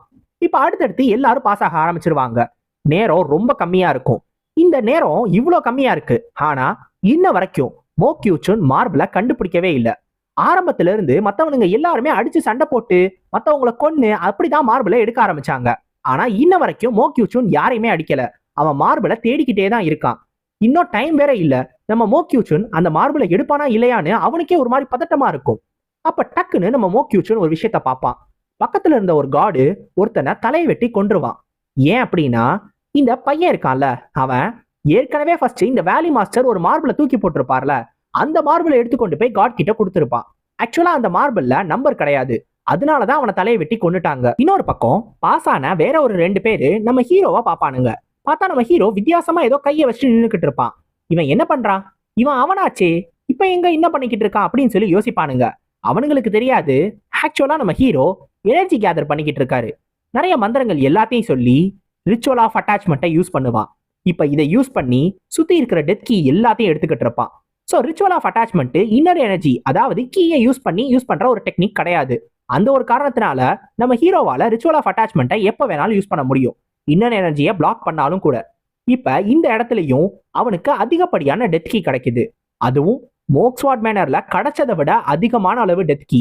இது எல்லாம் வரட்டும், இன்னும் அதிகமா வரட்டும், இன்னும் நிறைய பேர் சாகட்டும், அப்பதான் இன்னும் எனக்கு அதிகமான அளவு டெத் கீ கிடைக்கும்னு நம்ம ஹீரோ பாட்டுக்கு ஜாலியா கலெக்ட் பண்ணிக்கிட்டு இருப்பான். இப்ப நேரம் வெறும் 1 நிமிஷம் தான் இருக்கு. இதுக்கு மேலேயும் நம்ம தேடினா வேலைக்காகாதுன்னு புரிஞ்சுக்கிற நம்ம மோ கியூச்சுன் வேற வழியே இல்லாம இன்னொருத்தனை அடிச்சு அவனை கொல்ல ஆரம்பிச்சு அவனை கொன்னுதான் அவன் கிட்ட இருக்கிற மார்பிளை ஃபைனலா எடுப்பான். அதை எடுத்த உடனே டைம் முடிஞ்சிடும். அவ்வளோதான். டெஸ்ட்ல யார் யார் ஃபெயில் ஆனாங்களோ எல்லாரையும் கொன்றுங்கன்னு சொல்லி அந்த வேலி மாஸ்டர் உத்தரவு போடுவாரு. இப்போ உடனே எல்லா காட்ஸும் மிச்சம் இருக்கிற எல்லா பசங்களையும் கொல்ல ஆரம்பிச்சிருவாங்க. ஒரு காடு நம்ம மோ கியூச்சுன் பக்கத்துல வருவான். நம்ம மோ கியூச்சுன் அவன் கையில இருக்கிற அந்த மார்பிளை காட்டின உடனே, நீ பாஸ் ஆயிட்ட, நீ அந்த இடத்துக்கு போகலான்னு சொல்லுவான். இப்ப அந்த காடு அந்த பக்கமா போனதுக்கு அப்புறம் நம்ம மோ கியூச்சுன் அப்படியே கீழே விழுந்துருவான். அவன் காலில் ஸ்ட்ரென்த்தே இருக்காது, ஏன்னா அந்த அளவுக்கு ஒரு மாதிரி பதட்டமாயிருப்பான். இப்ப ஒரு பக்கம் நம்ம மோ கியூச்சுனுக்கு இந்த ட்ரையலை எப்படியோ தாண்டிட்டோன்னு நிம்மதியா இருந்தாலும் இன்னொரு பக்கம் வருத்தமும் இருக்கும். ஏன்னா ஒருத்தரை கொன்னுதான் இந்த ட்ரையல்ல தாண்ட வேண்டியதா போச்சு. இப்படி பண்ணிட்டோமே நம்ம மோக்யூச்சுன்னு யோசிச்சுக்கிட்டு இருந்தான். என்ன இருந்தாலும் அவன் வீட்டுக்குள்ளே வளர்ந்த ஒரு பையன். அவனுக்கு வெளி உலகம் சத்தியமா தெரியாது. என்ன மார்ஷியல் ஆர்ட்ஸ்ல அவன் என்ன பீக் லெவல் அடைஞ்சிருந்தாலும் அவன் இன்னமும் ஒரு சின்ன பையன் தான். நம்ம ஹீரோ மாதிரியான மைண்ட் செட் அவனுக்கு இன்னும் வரல. சொல்லப்போனா நம்ம ஹீரோ தான் கொஞ்சம் வித்தியாசமான ஆளு. இப்ப இது எல்லாம் போயிட்டு இருக்கும்போது இந்த காப்ஸ் வேலி மாஸ்டர் திரும்பி சொல்ல ஆரம்பிப்பாரு. எல்லாரும் ஒன்னா சேருங்க. மொத்தம் 468 பீப்புள் இருக்கீங்க. ஆரம்பத்துல வந்ததுல 60% பேர் பாஸ் ஆயிட்டீங்க. பரவாயில்ல. இப்ப அடுத்த ட்ரையல் ஆரம்பிப்போமா அப்படின்னு கேட்பாரு. ஒரு ட்ரையல் முடிக்கிறதுக்கே இங்க முக்குறோமே, உடனே அடுத்த ட்ரையலான்னு நம்ம மோக்யூச்சுன் ஒரு மாதிரி சீரியஸா பார்ப்பான். நம்ம மோக்யூச்சுனுக்கு மட்டும் கிடையாது, மத்தவங்க எல்லாருக்குமே இது ஒரு மாதிரி அதிர்ச்சியா தான் இருக்கும். ஏன்னா அவங்க ஒரு ட்ரையலே இப்பதான் முடிச்சிருக்கோம், இந்த ட்ரையலுக்கே நம்ம கை கால்லாம் போயிடுச்சே, இப்ப எப்படி அடுத்த ட்ரையலை உடனே பண்றது அப்படின்னு சொல்லி யோசிச்சுக்கிட்டு இருப்பாங்க. இப்ப இருந்தாலும் இந்த ட்ரையலை அவங்க கண்டினியூ பண்ணி தான் ஆகணும். இப்ப இந்த வேலி மாஸ்டரும் செகண்ட் ட்ரையல் ரொம்ப ரொம்ப சிம்பிள் அப்படின்னு சொல்லுவாரு. அது என்ன அப்படின்னா, இவங்களுக்கு பின்னாடி ஒரு மலை இருக்கு. அந்த மலையில காலையில விடியிற வரைக்கும் இவங்க சர்வைவ் பண்ணா போதும். இதுதான் செகண்ட் ட்ரையல். ஆனா அவ்வளோ சிம்பிளா அப்படியே வாயில வைக்கிற மாதிரி தூக்கி கொடுத்துட மாட்டாங்க. அதுல ஒரு ட்விஸ்டும் இருக்கு. அது என்ன அப்படின்னா, இந்த மவுண்டெயின் ஃபுல்லா மொத்தம் 40 பிளாக இவங்க அங்கங்க செட் பண்ணி வச்சிருக்காங்க. இவங்க எல்லாருமே ஒரு பிளாக் பக்கத்துல போய் நிக்கணும். ஒரு பிளாகுக்கு மொத்தம் 8 பேரு. ஸோ இந்த மாதிரி சூரியன் உதயம் ஆகிறப்ப இவங்க பிளாக் பக்கத்துல நின்னாங்கன்னா இந்த டெஸ்ட்ல பாஸ் ஆயிடுவாங்க. அப்படி இல்ல டெஸ்ட்ல ஃபெயில் ஆயிடுவாங்க. அதுவும் கரெக்டா 8 பேர் தான் இருக்கணும். ஒருத்தர் அதிகமாகவும் இருக்கக்கூடாது, கம்மியாகவும் இருக்கக்கூடாது. எக்ஸாக்டா 8 இருக்கணும். ஒருவேளை அந்த கண்டிஷன்ஸ் எதையாவது அவங்க மீட் பண்ணாம போனாங்கன்னா அவங்க செத்துருவாங்க. இப்போ மொத்தம் 40 பிளாக். ஒரு பிளாகுக்கு 8 பேரு. அப்ப 320 பேரு. ஆனா மொத்த பாஸ் ஆனவங்க 468 பேரு. ஸோ கண்டிப்பா இந்த ட்ரையல்லையும் நிறைய பேர் செத்துதான் ஆகணும். இது மட்டும் கிடையாது, இதுக்குள்ள இன்னும் நிறைய பேர் கொல்லவும் செய்வானுங்க. அது இன்னும் பெரிய பிரச்சனையாகும். ஏன்னா பிளாகுக்காக அடிச்சுக்கிறதுன்னு வேற இருக்கு. இதுக்கு பெஸ்டான சொல்யூஷன் என்ன? இந்த ட்ரையலை கம்ப்ளீட் பண்றதுக்கு ஒரு ஈஸியான வழி என்னன்னா, ஒரு டீமை ஃபார்ம் பண்றது. ஸோ 8 பேர் கொண்ட ஒரு டீமை ஃபார்ம் பண்ணிட்டா கண்டிப்பா அவங்களால இந்த ஒரு ட்ரையலை ஈஸியா பாஸ் பண்ணிட முடியும். இப்ப கார்ப்ஸ் வேலி மாஸ்டரும் குட் லக்னு சொல்லி எல்லாரையும் இந்த மவுண்டெயின்குள்ள அமுச்சு வைப்பாரு. இதுக்கு முன்னாடி எல்லாரும் அவங்களோட டீமை செலக்ட் பண்றதுக்காக அந்த இடத்துல வெயிட் பண்ணிக்கிட்டு இருப்பாங்க. நிறைய பேர்கிட்ட மாத்தி மாத்தி கேட்டுக்கிட்டு இருப்பாங்க. நீ என் டீம்ல வந்து சேர்ந்துக்கிறியா, இவங்க வந்து சேர்ந்துக்கிறியா அப்படின்னு. அப்ப இந்த ஸ்கார்லெட் டெத் வேலி இருப்பான்ல, அவன்கிட்ட வந்து ஒருத்தன் கேட்பான், நீ எங்க டீம்ல வந்து சேர்ந்துக்கிறியான்னு. ஆனா இந்த டெத் வேலியை சேர்ந்தவனுக்கு அவன் யாருன்னு ஞாபகம் இல்லையா. ஸோ கண்டிப்பா இவன் கம்மியான ரேங்க்ல தான் பாஸ் ஆயிருப்பான். இவனெல்லாம் நம்ம ஒன்றும் கண்டுக்க தேவையில்ல. அதனால நீ முடியாது, போயிட்டு வா அப்படின்னு சொல்லிடுவான். இந்த டெத் வேலியில இருக்கிறவன் என்ன யோசிப்பானா, இருக்கிறதுலயே ஹையஸ்ட் ரேங்க்ல யாரெல்லாம் ஃபர்ஸ்ட் ட்ரையல்ல பாஸ் ஆனாங்களோ அவங்க கூட மட்டும் டீம் சேர்ந்தா போதும். ஏன்னா அப்பதான் நம்மளோட சர்வைவல் ரேட் அதிகமா இருக்கும்னு யோசிப்பான். அவன் யோசிக்கிறதும் கரெக்ட் தான். ஸோ இதுக்காக நேரா இந்த பிக்யூங்னு ஒருத்தர் இருந்தால, ஒரு பெரிய தடியான ஆளு, அவனை பாக்குறதுக்காக போவான். அவன்கிட்டயும் இது ஒரு டீம் ஒர்க்கை பேஸ் பண்ண ஒரு கேம். ஸோ நம்ம 2 பேர் டீமா இருந்தா கண்டிப்பா நம்ம சர்வை பண்ற சான்ஸ் அதிகமா இருக்கும். அதனால நீ என்னோட டீம்ல சேர்ந்துக்கிறியான்னு கேட்பான். அவனும் இது எல்லாத்தையும் ஒத்துக்குருவான். ஆனா முடியாதுன்னு சொல்லிட்டு போயிடுவான். ஏன் அப்படின்னா, அந்த குண்டு பையனை பொறுத்த வரைக்கும் இந்த டாட்டூ மண்டையனும் ஒரு காம்படிஷன் தான். ஸோ தன்னோட காம்படிட்டர்கிட்ட இப்பயே தன்னோட டெக்னிக்ஸ் எல்லாத்தையும் ரிவீல் பண்ணக்கூடாது, இவன் கிட்ட இருந்து கொஞ்சம் விலகியே இருக்கணும். ஏன்னா அப்புறமா இவனை சண்டை போட வேண்டிய நிலைமை வரலான்னு சொல்லி தான் அவன் ஒதுங்கி போவான். அவனும் இன்னும் கொஞ்சம் புத்திசாலித்தனமா தான் யோசிப்பான். இப்போ உடனே இந்த டாட்டூ மண்டையன் இன்னொரு பக்கம் அந்த மோகுவா அப்படின்னு ஒரு பொண்ணு இருந்துச்சுல, அந்த பொண்ணை பார்ப்பான். அந்த பொண்ணு இவன் சொல்ல வரத கூட கேட்காது, வாயை முட்டு போடான்னு சொல்லிட்டு போயிடும். இப்ப யாருமே இல்லாம அவன் தனியா நின்றுகிட்டு இருப்பான். இப்ப நம்ம ஹீரோ அவனாவே வந்து இந்த டாட்டூ மண்டையனை பார்த்து, நீ என் டீம்ல சேர்ந்துக்கிறியா அப்படின்னு கேட்பான். இந்த டாட்டூ மண்டையனோட பிளான் என்ன? யாரு இந்த ஃபர்ஸ்ட் ட்ரையல அதிகமான ரேங்க்ல கம்ப்ளீட் பண்ணாங்களோ அவங்கள டீம்ல சேர்த்துக்கணும்னு நினைப்பான். அப்படி பார்த்தா நம்ம ஹீரோவை தான் சேர்த்துக்கணும் ஃபர்ஸ்டே. ஏன்னா நம்ம ஹீரோ தான் ஃபர்ஸ்ட் பிளேஸே. ஆனா நம்ம ஹீரோவை சேர்த்துக்கணும்னு நினைக்கவே மாட்டான். ஏன்னா இவனை பார்க்கும்போது ஒரு விதமான பயம் அவனுக்கு வந்துகிட்டே இருக்கும். இது சரியா வராதுன்னு சொல்லிட்டு அவனாவே விலகி போயிருவான். உடனே நம்ம ஹீரோ யோசிப்பான், சே போயிட்டானா, இவனை தான் நான் முதல்ல கொல்லலான் இருந்தேன், இவன் பாட்டுக்கு போயிட்டானே அப்படின்னு. இப்ப யாருமே உன் டீம்ல இருக்க மாட்டாங்க, இப்ப நீ என்ன பண்ண போறன்னு ப்ளூ ஸ்பிரிட்டே கேட்டுக்கிட்டு இருக்கோம். நம்ம ஹீரோவுக்கும் வேற என்ன பண்றதுன்னு தெரியாது. ஏன்னா யாருமே இவனை டீம்ல சேர்த்துக்கவே மாட்டாங்க. எல்லாருமே நம்ம ஹீரோவை தனியா விட ஆரம்பிச்சிருவாங்க, இவனை சேர்த்துக்க வேணான்னு. அப்ப தானாவே ஒருத்தன் வந்து, நீ எங்க டீம்ல சேர்ந்துக்கிறியா அப்படின்னு சொல்லி கேட்பான். அவனுங்கள்ட்ட ஏற்கனவே 7 பேர் இருக்கான், ஒரே ஒரு ஆள் தான் தேவையான். சோ அந்த ஒரு ஆளை ஃபில் பண்றதுக்காக நம்ம ஹீரோவை கூட்டிட்டு போவானுங்க. அந்த டீம்ல ஒரு பொண்ணு இருக்கும், மிச்ச 6 பசங்க தான். நம்ம ஜியோங்குக்கு டீம் கிடைச்சிட்டதை நம்ம மோக்யூச்சுன்னு பாத்துருவான். இவனுக்கு ஒரு டீம் கிடைச்சிருச்சா, ஓகே எனக்கும் ஒரு டீம் இருக்கு, நானும் எப்படியாவது சர்வே பண்ணியே ஆகணும், இந்த இடத்துல இருந்து கண்டிப்பா நான் உயிரோட போகவே தீருவேன் அப்படின்னு நம்ம மோக்யூச்சுன்னு ஒரு முடிவோட தான் இருப்பான். இப்ப செகண்ட் ட்ரையலா ஆரம்பிக்கிறாங்க. இவங்க எல்லாரும் அந்த காட்ஸ் எல்லாரும் யோசிப்பாங்க, ஃபர்ஸ்ட் ட்ரையலை விட இது ரொம்ப கொடுமையா இருக்க போகுது. இது தெரியாம இந்த பசங்க எல்லாம் தானாவே தங்களோட கல்லறைக்குள்ள போயிட்டு இருக்காங்க அப்படின்னு. ஆனா என்னென்னலாம் நடக்க போகுதுன்றது இனிமே தான் தெரிய ஆரம்பிக்கும். இப்ப எல்லாரும் உள்ள போக ஆரம்பிச்ச உடனே நம்ம ஜியோங்கோட டீம் இருக்குல்ல, அவனுங்க எல்லாரும் கொஞ்சம் வேகமா போவானுங்க. நம்ம ஜியோங்க கொஞ்சம் பின்னாடி தான் வருவான். அப்ப அதுல இருக்கிற அந்த ஒரு பையன் அந்த பொண்ணை பார்த்து கேட்பான், சோஃபா, நீ உண்மையிலேயே இவனை சேர்த்துக்கணும்னு நினைக்கிறியா? ஏன்னா யாருமே இவனை சேர்த்துக்கவே இல்லை, இவனை எதுக்காக நம்ம டீம்ல சேர்த்துக்கணும் அப்படின்னு. இப்ப உடனே அந்த பொண்ணு என்ன சொல்லுன்னா, என்ன நீங்களும் இவனை பார்த்து பயப்படுறீங்களா? மத்தவனுங்க எல்லாருமே இவன் ஆபத்தான ஆளுன்னு சொல்லி இவனை ஒதுக்கணும் தான் நினைச்சாங்க. ஆனா எனக்கு நல்லாவே தெரியும், இவன் தான் இருக்கிறதுலயே டேலண்டடான ஆளு. சோ கண்டிப்பா இவனை நம்ம டீம்ல வச்சுக்கிட்டோம்னா நமக்கு தான் நல்லது. இவனை நம்ம யூஸ் பண்ணிட்டு அப்புறமா தேவையில்லாத நேரத்துல இவனை கழட்டி விட்டுருவோம். சூரியன் உதயம் ஆகும்போது இவன் நம்ம கூட இருக்க மாட்டான்னு இந்த பொண்ணு சொல்லும். சோ இந்த பொண்ணும் மத்தவங்களும் என்ன பிளான் போட்டிருப்பாங்க அப்படின்னா, இவனுங்க ஏற்கனவே 8 பேர் கொண்ட ஒரு டீமா ஃபார்ம் பண்ணியிருப்பானுங்க. நம்ம ஹீரோவை சும்மா தான் கூப்பிட்டுருக்காங்க. அது எப்படின்னா, அந்த 8வது ஆளை ரொம்ப தூரத்துல நடந்து வர சொல்லுவானுங்களாம். சோ மிச்சம் இருக்கிற 7 பேரும் நம்ம ஹீரோவை சேர்த்துக்கிட்டு இப்படியே உள்ள போய் பிளாக கண்டுபிடிக்க போறாங்க. நம்ம ஹீரோ இருக்கிற காரணத்தினால மத்த டீம்ஸ் யாரும் அவ்வளவு சீக்கிரம் வந்து உடனே பிரச்சனை பண்ண மாட்டானுங்க. ஏன்னா நம்ம ஹீரோவை பார்த்து கண்டிப்பா பயப்படுவானுங்க. அந்த ஒரு சான்ஸை யூஸ் பண்ணி அந்த இன்னொருத்தனையும் கொண்டு வர வச்சு இவனுங்க 8 பேரும் ஒன்னா சேர்ந்து சண்டை போட்டு நம்ம ஹீரோவை காலி பண்ணிடலாம். அப்படி பண்ணிட்டோம்னா ஒரு காம்படிஷனையும் நம்ம காலி பண்ணிடுவோம். அத்தோட நம்ம தனியா டீமும் நம்ம சர்வைவ் ஆயிடுவோம். இதுதான் இவனுங்களோட மாஸ்டர் பிளான். இப்ப இந்த பொண்ணு தான் இந்த பிளான் மொத்தத்தையுமே போட்டிருக்கோம். இந்த பொண்ணு நம்ம ஹீரோவை திரும்பி பார்க்கும். இருந்தாலும் இவன் கொஞ்சம் அழகா தான் இருக்கா. இப்படி ஒருத்தனை நம்ம இப்படியே த்ரோ பண்ணுமா? சரி, கொஞ்சம் போய் அவன்கிட்ட பேசி பார்ப்போம்னு சொல்லி நம்ம ஹீரோ கிட்ட போய், நீ பாக்குறதுக்கு உண்மையிலேயே ரொம்ப அழகா இருக்க, ஆமா நீ எந்த இடத்த சேர்ந்தவன் அப்படின்னு சொல்லி இந்த பொண்ணு கேட்கும். என்ன இருந்தாலும் நம்ம ஹீரோவும் ஒரு பையன் தானே அப்படின்ற மாதிரி இவனை பிளான் பண்ணி கவுத்துடலாம், இவனை தன்னோட அடிமையா வச்சுக்கலான்னு இந்த பொண்ணு திரும்பி இன்னொரு பிளான் போடும். இப்ப நம்ம ஹீரோ கிட்ட பேசிக்கிட்டு இருக்கும்போது நம்ம ஹீரோ உடனே அந்த பொண்ணோட தோல்ல கை போட்டு, எனக்கு உன்னை பிடிச்சிருக்கு, எனக்கு உன்னை ரொம்ப ரொம்ப பிடிச்சிருக்கு, ஏன் உன்னை மட்டும் கிடையாது, உன் கூட இங்க 6 பேர் இருக்காங்களே, எனக்கு இவங்களையும் பிடிச்சிருக்குன்னு சொல்லுவான். ஏன்னா நீங்க தானாவே என்கிட்ட வந்துட்டீங்களேன்னு சொல்லும் போதே அந்த பொண்ணோட கழுத்துல அப்படியே லைட்டா கிராக் பண்ணிடுவான். அந்த பொண்ணோட நெக்க ஸ்னாப் பண்ணிடுவான். அவ்வளவுதான், அந்த பொண்ணு செத்து போய் கீழே விழுந்துரும். இப்ப இதை பார்த்த உடனே 6 பேருக்கும் அதிர்ச்சி. ஏன்னா அவன் இப்படி பண்ணுவான்னு கொஞ்சம் கூட இவனுங்க யோசிச்சு பார்த்திருக்க மாட்டானுங்க. அதுலயே அந்த பொண்ணு சாகுன்னு இவனுங்க யோசிச்சு பார்த்ததே கிடையாது. ஆனா யோசிச்சு பார்க்காததை பண்றது தானே நம்ம ஹீரோக்கு எப்பயுமே வேலை. இவனுங்க என்னமோ நம்ம ஹீரோவை பிளான் பண்ணி மாட்டிட்டு தான் நினைப்பானுங்க. ஆனா இவனுங்க தான் இவ்வளோ பிளானையும் போட்டு நம்ம ஹீரோ கிட்ட மாட்டிக்கிட்டாங்க. இப்ப நம்ம ஹீரோ எல்லாரையும் பார்த்து சொல்லுவான், இப்ப இது லஞ்ச் சாப்பிட்றதுக்கான நேரம், கொஞ்சம் லேட் ஆயிடுச்சு, இருந்தாலும் ஆரம்பம். என் கண்ணு முன்னாடி இவ்வளோ பெரிய விருந்தே இருக்கு, சாப்பிடாம போயிருவேனா என்ன? இப்ப ஆரம்பிக்கலாமா? ஏற்கனவே நம்ம ஹீரோ அந்த குரூப்ல இருக்கிற ஒரு பொண்ணை கொண்டுட்டான். இப்ப மிச்சம் 6 பேர் தான். மிச்சம் 6 பேரையும் கொல்றதுக்கு ரெடி ஆயிடுவான். உடனே அவனுங்க எல்லாரும் கோவப்பட ஆரம்பிச்சிருவானுங்க. அப்ப அந்த குரூப்ல இருக்கிற ஒருத்தன் சொல்லுவான், நம்ம அமைதியா இருக்கணும், நம்மளோட கோவத்தை யூஸ் பண்ணணும் தான் அவனும் நடப்பான். நம்ம தனித்தனியா வந்து சண்டை போட்டோம்னா கண்டிப்பா அவன்கிட்ட செத்துருவோம்.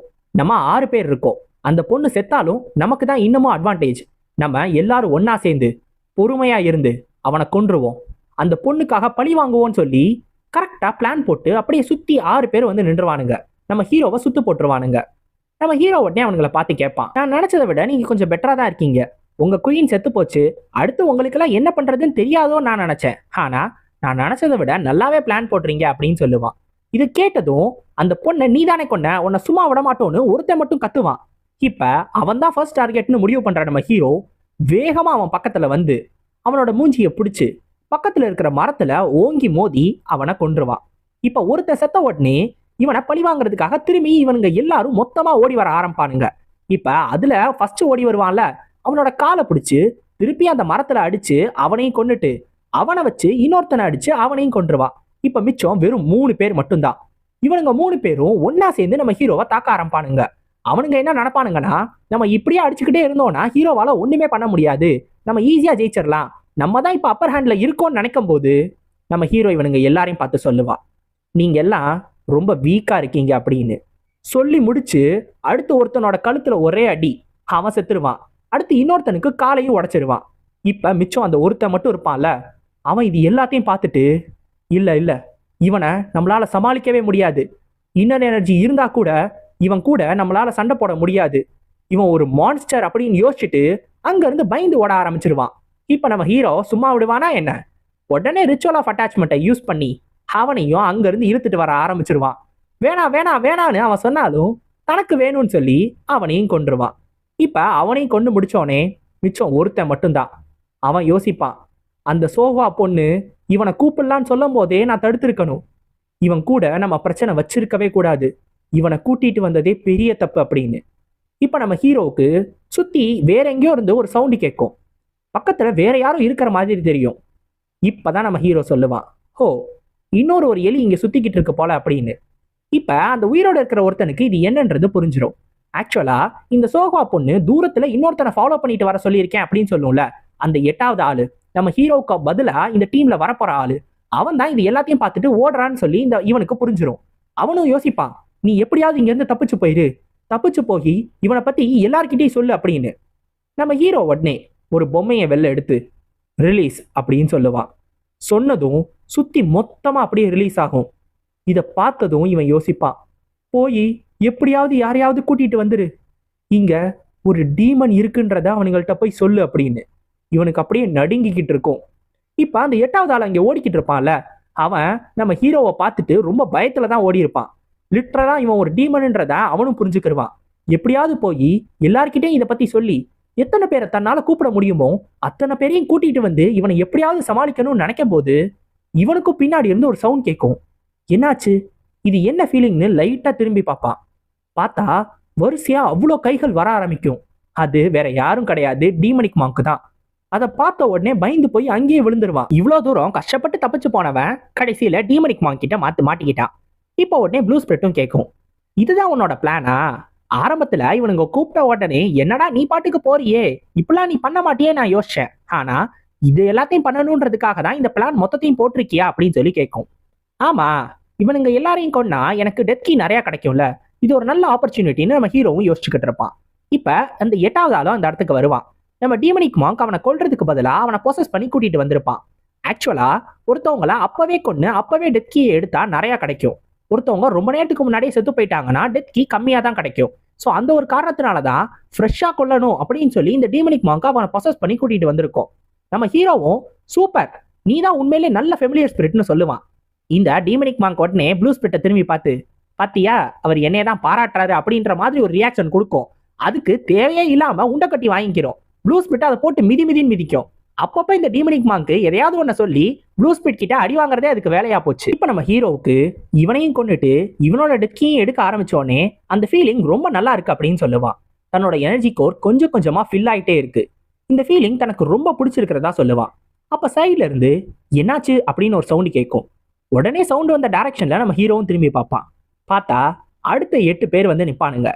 நம்ம ஹீரோ தான் இத்தனை பேரையும் கொண்டிருக்கான்ல, அதை பார்த்துட்டு பேசாம போக வேண்டியதானே, தேவையே இல்லாம சவுண்டை கொடுத்து மாட்டிக்கிடுவானுங்க. இப்ப நம்ம ஹீரோவுக்கு இது ஒரு விருந்து. இந்த மொத்த மவுண்டெயின்மே ஒரு டின்னர் டேபிள் மாதிரி. அவனுக்காக இவ்வளோ பெரிய விருந்து இருக்கு. அவன் இது எல்லாத்தையும் அப்படியே விட்டுட்டு போயிடுவானா என்ன? ரூல்ஸ் படி 8 பேர் இருந்தா போதும். ஸோ நம்ம ஹீரோவை தவிர வெறும் 7 பேர் தான் அவனுக்கு தேவை. மிச்ச யாரையும் உயிரோட விடணும்னு அவசியமே கிடையாதுன்னு இப்பவே முடிவு பண்ணிடுவான். கண்டிப்பா எல்லாரையுமே கொல்ல போறான். இப்ப இந்த டெஸ்ட் நடக்கிற இந்த மவுண்டெயின்லயே இன்னொரு பக்கம் ஒரு பெரிய குகைக்குள்ள இந்த கார்ப்ஸ் வேலி மாஸ்டரும் அவர் கூட ஒரு 2 காட்ஸும் போயிட்டு இருப்பாங்க. ஸோ இப்போ இவங்க 2 பேரும் உள்ள போன உடனே அந்த இடத்துல இன்னொருத்தர் இருப்பாரு, ஒரு வயசான ஒரு ஆளு. அவர் உடனே அவரை பார்த்ததும் இந்த கார்ப்ஸ் வேலி மாஸ்டர் அந்த காட்ஸை அங்கேயே இருக்க சொல்லிட்டு இவங்க 2 பேர் மட்டும் அந்த குகைக்குள்ள இன்னும் டீப்பா உள்ள போவாங்க. அங்க உள்ள போனா ஒரு ஜெயில் மாதிரி ஒன்று இருக்கும். அதுல ஒன்னா அடைச்சு வச்சிருப்பாங்க. அதை பார்த்ததும் இந்த வேலி மாஸ்டரும் கேட்பாரு, ப்ரிப்பரேஷன் எல்லாம் முடிஞ்சிருச்சு தானே அப்படின்னு. எல்லாமே முடிஞ்சிருச்சு. போன தடவை இருந்ததை விட இது டேஞ்சரஸ் ஆனதுன்னு கேள்விப்பட்டேனே, அப்படியா அப்படின்னு இந்த வேலி மாஸ்டர் கேட்கும் போது, ஆமா, என்னதான் இதை அடைச்சு வச்சிருந்தாலும் இது பக்கத்துல போகாம இருக்கிறது தான் உங்களுக்கு நல்லதுன்னு பக்கத்துல இருக்கிறவரு சொல்லுவாரு. இது ஃபுல்லா இன்னும் வளரல, ஆனா இது இன்னமுமே ஒரு ஆமினஸ் பீஸ்டை விட ஸ்ட்ராங்கான ஒண்ணு அப்படின்னு சொல்லுவாரு. ஆமினஸ் பீஸ்டா? அப்ப ஆர்டினரி பீஸ்டை விட ரொம்ப ஸ்ட்ராங்கான ஒன்று தான் அப்படின்னு இந்த வேலி மாஸ்டர் யோசிச்சுக்கிடுவாரு. இதோட பேரு தான் ஹண்டர் ஆஃப் த வீக். இது நார்தன் சீல இருந்து கொண்டு வரப்பட்ட ஒரு சிமே மோரியோ. இப்ப இந்த சிமே மோரியோவை தான் அடைச்சு வச்சிருக்காங்க. இதோட அந்த ஃபியர்ஸான நேச்சரை பார்த்த உடனே இந்த வேலி மாஸ்டரும் சரி எல்லாமே அப்படியே இருக்கட்டும், நான் சிக்னல் கொடுத்ததும் இதை ரிலீஸ் பண்ணிருங்க அப்படின்னு சொல்லுவாரு. ஆரம்பத்துல ரொம்ப ஈஸியா இருக்குன்னு சொல்லப்பட்ட இந்த செகண்ட் ட்ரையல் இப்ப அவ்வளோ ஈஸியா இருக்க போறது இல்ல. பிரச்சனையே இனிமேதான் ஸ்டார்ட் ஆக போகுது.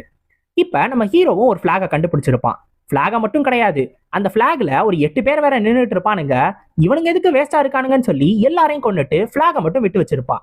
இப்ப எல்லார்கிட்ட இருந்து டெத் கீ எடுத்த உடனே இந்த ப்ளூ ஸ்பிரிட் கேட்கும், இப்ப இந்த பிளாக தூக்கிட்டு போக போறியான்னு. இல்ல, எனக்கு தெரிஞ்சு அது கொஞ்சம் கஷ்டமா இருக்கும்னு நினைக்கிறேன். ஏன்னா இந்த பிளாகுக்கு கீழே ஒரு ஹெவியான ஒரு மெட்டல் பாலை கட்டி வச்சிருப்பானுங்க. அதனால இதை எல்லா இடத்துக்கும் தூக்கிட்டு சுத்துறது அவசியம் இல்லாதது. அப்புறமா வேற ஏதாவது ஒரு பிளாக கண்டுபிடிச்சுக்கலாம்னு சொல்லி தான் நம்ம ஹீரோ நினைப்பான். இப்போதைக்கு அவன் மத்தவங்களை கொல்லணும்னு மட்டும்தான் யோசிச்சுக்கிட்டு இருப்பான்.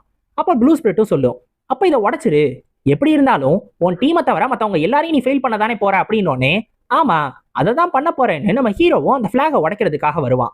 அப்பதான் அந்த பிளாகோட அந்த குச்சி இருக்குல்ல, அதுல ஏதோ ஒன்று எழுதியிருப்பாங்க. இது என்னது அப்படின்னு சொல்லி அதுல இருக்கிறத படிக்க ஆரம்பிப்பான். 3 forms of the sword, competition of the distinguished difference and sword dance. இந்த மாதிரி அதுல ஒரு பெரிய வாக்கியம் எழுதியிருக்கும். இதை ஃபுல்லா படிச்சு முடிச்ச உடனே ப்ளூ ஸ்பிரிட் சொல்லும், இது ஒரு ஸ்வாட் ஃபார்மேஷன் டெக்னிக்கோட பிகினிங் அப்படின்னு. என்னது ஸ்வாட் ஃபார்மேஷனா? அது என்ன ஒரு அரே மாதிரி ஒண்ணா அப்படின்னு கேட்கும்போது, ஆமா அந்த மாதிரி தான், ஆனா பாதியோட நிறுத்தியிருக்காங்க. ஒருவேளை இது மட்டும்தான் அந்த ஸ்வாட் ஃபார்மேஷன் டெக்னிக்ல இருக்குன்னா அதுல நிறைய ஓப்பனிங்ஸ் இருக்கும். ஒரு ஸ்வாட் ஃபார்மேஷனுக்கான பயனே இதுல இருந்து கிடைக்கவே கிடைக்காது. இதை எதுக்காக இன்கம்ப்ளீட்டா இங்க எழுதி வைக்கணும் அப்படின்னு சொல்லி ப்ளூ ஸ்பிரிட் கேட்கும். நம்ம ஹீரோ உடனே யோசிச்சுட்டு, அப்ப மிச்சம் எல்லாம் மற்ற பிளாக்ஸ்ல இருக்கணும், எனக்கு தெரிஞ்சு இதை மற்ற பிளாக்ஸ்ல அப்படியே பிரிச்சு பிரிச்சு எழுதியிருப்பாங்கன்னு சொல்லுவான். இப்ப ப்ளூ ஸ்பிரிட்டும், ஆமா நீ சொல்றதும் கரெக்டா தான் இருக்கும், அப்படின்னா வேற வழியே கிடையாது, நீ மற்ற பிளாக்ஸையும் தேடி கண்டுபிடிச்சுதான் ஆகணும்னு சொல்லும். இப்ப இது ஒரு ஹிடன் அசைன்மெண்டா தான் இருக்கும்ன்றது நம்ம ஹீரோக்கு புரிஞ்சிடும். கண்டிப்பா இதை மற்றவங்களும் நோட்டீஸ் பண்ணிடுவாங்க. ஸோ அப்படின்னா இவங்க மற்றவங்க கூட சண்டை போட்டு தான் ஆகணும். ஏன்னா சும்மா போய் மற்றவங்களோட பிளாகை பாத்திர முடியாது. ஸோ ஒருத்தவங்களுக்குள்ள அடிச்சுக்கிட்டு தான் ஆகணும். இதுதான் இந்த செகண்ட் ட்ரையலோட உண்மையான ரீசன்ன்றது நம்ம ஹீரோக்கு புரிஞ்சிடும். இருந்தாலும் இன்ட்ரெஸ்டிங்காக தான் இருக்கு. இப்போ இனிமேல் எல்லாமே கொஞ்சம் காம்ப்ளெக்ஸாக மாறப்போகுது. எனக்கு என்ன தெரியணுமோ அது தெரிஞ்சிருச்சு, அது போதும்னு சொல்லி அந்த குச்சியை உடைச்சிருவான்.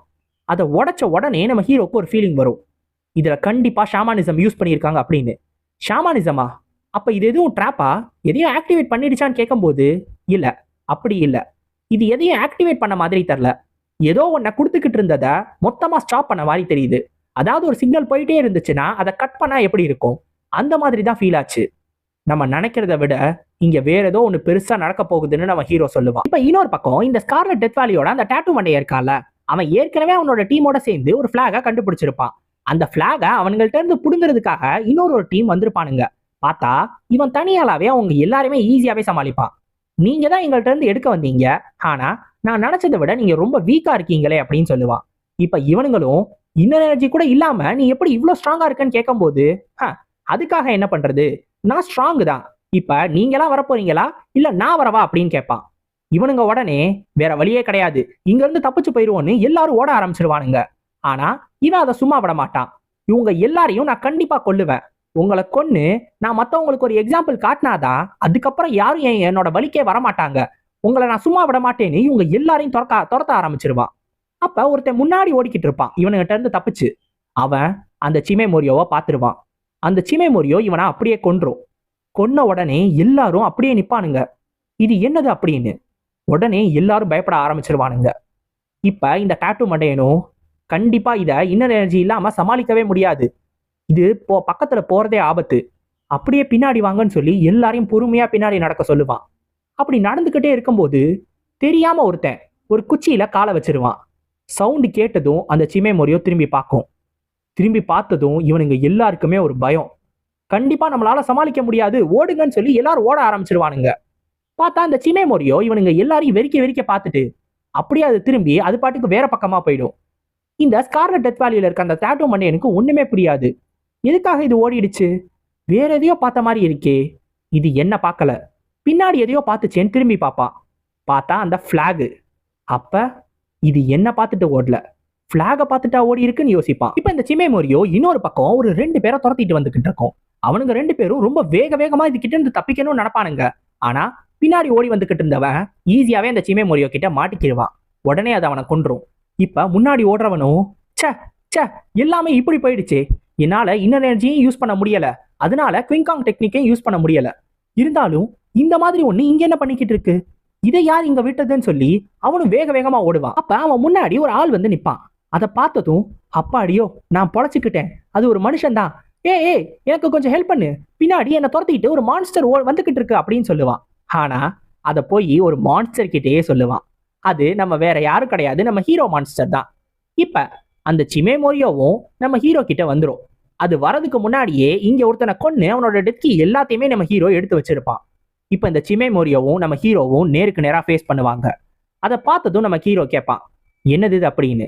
உடனே ப்ளூ ஸ்பிரிட் தான் சொல்லும், இதுக்கு முன்னாடி நான் இதை பார்த்தது இல்ல, ஆனா இதை பார்த்தா எனக்கு தெரிஞ்ச ஹண்டர் ஆஃப் த வீக்கா இருக்குமோன்னு எனக்கு தோணுது அப்படின்னு. ஹண்டர் ஆஃப் த வீக்கா அப்படின்னா என்ன நம்ம ஹீரோ கேட்கும்போது, அது ஒரு சிமேமோரியோ. அது மனுஷங்களோட தலையை சாப்பிடணும்னு நினைக்கும். ஆனா நார்தன் சீல தான் இதுங்கெல்லாம் வாழுங்க. இங்க இது என்ன பண்ணுதுன்னு எனக்கு சுத்தமா புரியலன்னு சொல்லும். ஒரு சிமேமோரியோவா, இது என்ன இங்க பண்ணுதுன்னு நம்ம ஹீரோவும் யோசிச்சுட்டு இப்ப அது கூட சண்டை போட ஆரம்பிச்சிருவான். உடனே நம்ம ஹீரோ அவனோட 4 பீக்ஸ் இன்டர்லாக்கிங் டெக்னிக்கை தான் யூஸ் பண்ணுவான். அந்த டெக்னிக்கை யூஸ் பண்ணி டக்குன்னு இந்த சிமேமோரியோவை பிடிச்சிருவான். இப்ப பிடிச்சவன் உடனே அந்த பில்லர்ஸ் எல்லாத்தையும் இன்னும் ஸ்ட்ரிங் பண்ண ஆரம்பிச்சிருவான். அது எல்லாத்தையும் சுருக்க ஆரம்பிச்சிருவான். அப்படி சுருக்கிறதுனால இந்த சிமேமோரியோ அப்படியே வழியில துடிக்க ஆரம்பிச்சிரும். நம்ம ஹீரோவும் அதை மொத்தமா காலி பண்ணிடலாம் நினைக்கும் போது அந்த சிமேமோரியோ தன்னோட கிளாஸை யூஸ் பண்ணி அந்த டெக்னிக்கை உடச்சுக்கிட்டு வெளில வந்துடும். இப்ப திரும்பியும் நேருக்கு நேரா நம்ம ஹீரோவை ஃபேஸ் பண்ணும். அந்த சிமேமோரியோ எந்த அளவுக்கு ஃபியர்ஸா நம்ம ஹீரோவை பார்க்குமோ அதே அளவுக்கு ஃபியர்ஸா நம்ம ஹீரோவும் அதை பார்ப்பான். அது கண்ணில் இருக்கிற கோவம் நம்ம ஹீரோ கண்ணிலையும் இருக்கும். அந்த வைலன்ஸை பார்த்த உடனே அது அப்படியே பின்னாடி போயிடும். இப்போ நம்ம ஹீரோவும் அதை பார்த்துட்டு, என்ன இது திரும்பி போயிடுச்சுன்னோடனே, எனக்கு தெரிஞ்ச வரைக்கும் அது உன்னைய கஷ்டமான பிரேவா யோசிச்சிருக்கும், அந்த காரணத்தினால தான் திரும்பி போயிடுச்சுன்னு இந்த ப்ளூ ஸ்பிரிட் சொல்லும். இப்போ நம்ம ஹீரோவும் சொல்லுவான், இருந்தாலும் என்னோட ஷாமான் டெக்னிக்கா அது இவ்வளோ ஈஸியாக உடைக்கணும்னு நான் எதிர்பார்க்கவே இல்லை. ஒருவேளை இது ஒரு ஆமினஸ் பீஸ்டா இருந்திருந்தா கண்டிப்பா இதை பிடிச்சிருப்பேன் அப்படின்னு சொல்லுவான். ஹண்டர் ஆஃப் த வீக் எல்லாமே ஃபுல்லா வளர்ந்துருச்சுங்கன்னா அதுங்க ஸ்ட்ரேஞ்ச் பீஸ்ட் அளவுக்கு ஸ்ட்ராங்கா இருக்குங்க. எனக்கு தெரிஞ்சு இது இப்போ ஃபுல்லா வளரல, இருந்தாலும் இது கண்டிப்பா ஒரு ஆமினஸ் பீஸ்டை விட ஸ்ட்ராங்கா இருக்கும். ஒரு ஆமினஸ் ஒரு ஸ்ட்ரேஞ்ச் அதுக்கு நடுவுல இருக்கும், அந்த மாதிரி தான் ஒரு லெவல்ல தான் இது இருக்கணும் அப்படின்னு சொல்லும். அதனாலதான் நம்ம ஹீரோவோட அந்த 4 பீக்ஸ் இன்டர்லாக்கிங் டெக்னிக்கையும் அது உடச்சுக்கிட்டு போயிடுச்சு. இப்ப நம்ம ஜியோங்கு யோசிப்பா, இருந்தாலும் இது இப்ப கொஞ்சம் கஷ்டமாயிடுச்சு அப்படின்னு. ஏன் அதை பார்த்து பயப்படுறியா என்ன? உன்னோட ஷாமான் டெக்னிக் அது மேல ஒர்க் ஆகலைன்னா, இருந்தாலும் உனக்கு என்ன கவலை, நான் தான் உன் கூட இருக்கேனே அப்படின்னு ப்ளூ ஸ்பிரிட் சொல்லும் போது, இல்ல இல்ல நான் அதை பத்தி கவலைப்படல, இங்க இருக்கிறவங்க எல்லாரையும் நான் தான் கொல்லணும்னு நினைச்சேன். ஆனா இப்ப எனக்கு ஒரு போட்டி வந்துருச்சு, இது என்னோட ப்ரே எல்லாத்தையும் எடுத்துக்கிறோமோன்னு எனக்கு கொஞ்சம் கவலையா இருக்கு. இப்ப வேற வழியே கிடையாது, நான் எல்லாரையும் கொல்லணும்னா எல்லாத்தையும் நான் சீக்கிரமா கொண்டாகணும்னு நம்ம ஹீரோ முடிவு பண்ணுவான். இப்ப இன்னொரு பக்கம் இந்த டாட்டூ மண்டையனும் அவனோட டீமும் இருக்கானுங்கல்ல, அவனுங்க அந்த பிளாக்ல கட்டி இருக்கிற மெட்டல் பாலோட சேர்த்து மொத்தமா அந்த பிளாகையும் தூக்கிட்டு போயிட்டு இருப்பானுங்க. அப்ப அவனுங்களும் கேட்பானுங்க, நம்ம எதுக்காக இதை மொத்தமா தூக்கணும், இதை இப்படியே பண்ணியே ஆகணுமா என்ன?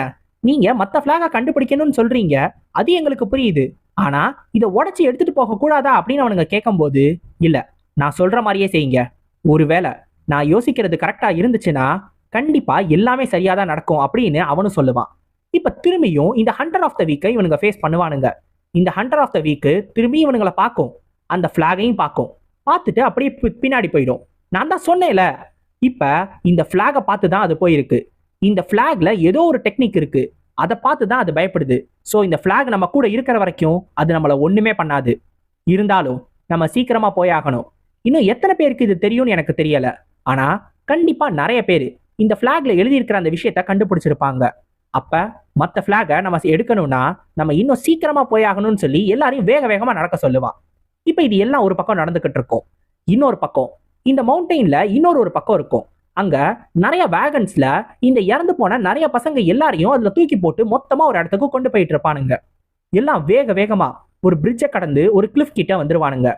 இப்ப ஏற்கனவே ஒருத்தரை பார்த்தோம்ல, ஒரு வயசான ஒருத்தர், அந்த சிமேமோரியா கூட இருக்கும்போது கூட நம்ம வேலி மாஸ்டர் கூட பேசிக்கிட்டு இருப்பார்ல, அவரு நிறைய உடம்புகள்ல போய் சாம்ஸை ஒட்டுவாரு, டாலிஸ்மேனை ஒட்டி இதை மட்டும் தூக்கி போடுங்க, மற்றவங்க யாரையும் தூக்கி போடாதீங்க அப்படின்னு சொல்லிடுவாரு. இப்ப இவனுங்களும் அந்த காட்ஸும் அந்த இறந்து போன பசங்க எல்லாரையும் அப்படியே மேல இருந்து அந்த கிளிஃப்ல இருந்து அப்படியே தூக்கி போட்டுக்கிட்டே இருப்பானுங்க.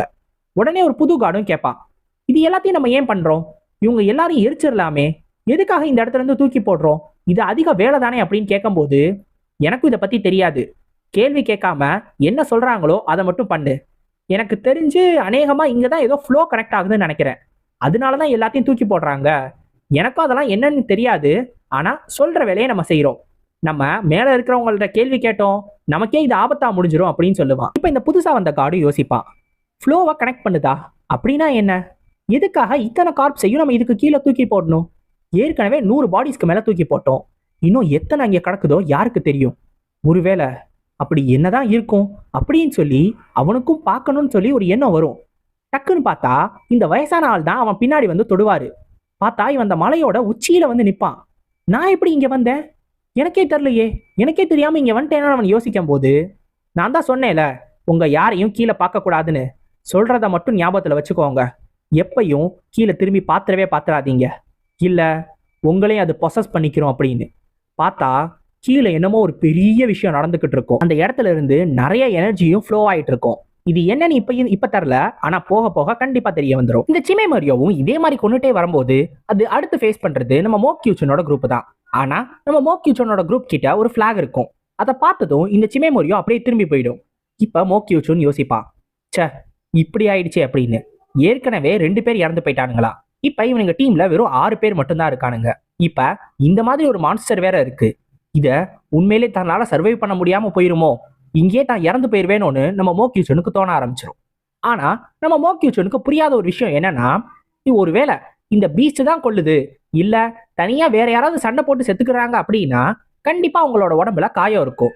அதே மாதிரி இந்த சிமேமோரியை கொண்டுச்சுன்னா அவங்க தலையை மட்டும் தான் எடுத்து சாப்பிடும். அப்ப இது இல்லாம வெறும் காயங்களும் இல்லாம கழுத்து மட்டும் திருப்பி இன்னும் நிறைய பேர் செத்து போயிருக்காங்களே, அவங்களாம் எப்படி செத்து போயிருப்பாங்க? ஒருவேளை நமக்கு தெரியாம வேற எதுவும் மான்ஸ்டர் இங்க சுத்திக்கிட்டு இருக்கோ அப்படின்னு நம்ம மோக்யூச்சனுக்கு ஒரு டவுட் இருக்கும். ஆனா அது அவங்க அண்ணன்னு அவனுக்கு தெரியாது. இப்ப இன்னொரு பக்கம் நம்ம ஜியோங்கோ அவனால முடிஞ்ச அளவுக்கு எல்லா டெத்கியையும் எடுத்துக்கிட்டு இருப்பான். ஆனா இந்த சிமே மோரியோ விட்டுட்டு போயிருக்குல்ல, அதாவது கொன்னுட்டு விட்டுட்டு போயிருக்குள்ள அவங்க பாடிய, அதுல இருந்து கிடைக்கிற டெத்கி ரொம்ப ரொம்ப கம்மியா இருக்கும். இது தனக்கு பத்தவே பத்தாது அப்படின்னு சொல்லி அவன் சொல்லுவான். இனிமேல் இது வேலைக்கு ஆகாது, இனிமேல் அந்த ஹண்டர் ஆஃப் த வீக்கை கொன்னா மட்டும்தான் அடுத்த வேலையை ஆரம்பிக்க முடியும் அப்படின்னு சொல்லி முடிவு பண்ணிடுவான். நான் கண்டிப்பா அதை கொல்ல போறேன்னு சொல்லிடுவான். இப்போ உடனே ப்ளூ ஸ்பிரிட் சொல்லும், அப்படின்னா அதை ஏன் கிட்ட விட்டு, ஏன்னா உன்னால இன்னொரு எனர்ஜியை இப்ப யூஸ் பண்ண முடியாது, அதனால உனக்கு கொஞ்சம் கஷ்டமா இருக்கும், இதை நான் பாத்துக்கிறேன், என்ன ரிலீஸ் பண்ண அப்படின்னு சொல்லும். இப்போ நம்ம ஹீரோவும் எல்லா மந்திரங்களையும் சொல்லி ப்ளூ ஸ்பிரிட்டையும் வெளில ரிலீஸ் பண்ணிடுவான். இப்போ ப்ளூ ஸ்பிரிட் வந்த உடனே அப்பாடியோ இப்பதான்டா நல்லா இருக்கு, அதுக்குள்ளே உட்கார்ந்துருக்கிறது ரொம்ப கஷ்டமா இருக்கு அப்படின்னு வேற பேசிக்கிட்டு இருக்கோம். கவலைப்படாத, நான் வேலையை சீக்கிரமா முடிச்சிடுறேன்னு சொல்லி இந்த சிமே மோரியோ ஃபர்ஸ்ட் எங்க இருக்குன்றதை தேடுறதுக்காக ஒரு ஹைட்டான பிளேஸ்க்கு போயிடும். மேல இருந்து சுத்தி இந்த மொத்த காடையும் பார்க்கும். பார்த்தா இந்த சிமே மோரியோ எங்க இருக்குன்னு நம்ம ப்ளூ ஸ்பிரிட்டால கண்டுபிடிக்க முடியாது. இது கிட்டத்தட்ட ஒரு ஸ்ட்ரேஞ்ச் பீஸ்ட், அப்படின்னா தன்னால ஈஸியா கண்டுபிடிக்க முடியுமே, அப்படி எங்கதான் இது போயிருக்க முடியும்னு தேடும் போது இன்னொரு பக்கத்துல இருந்து அதிகமான அளவு எனர்ஜியை நம்ம ப்ளூ ஸ்பிரிட்டால ஃபீல் பண்ண முடியும்.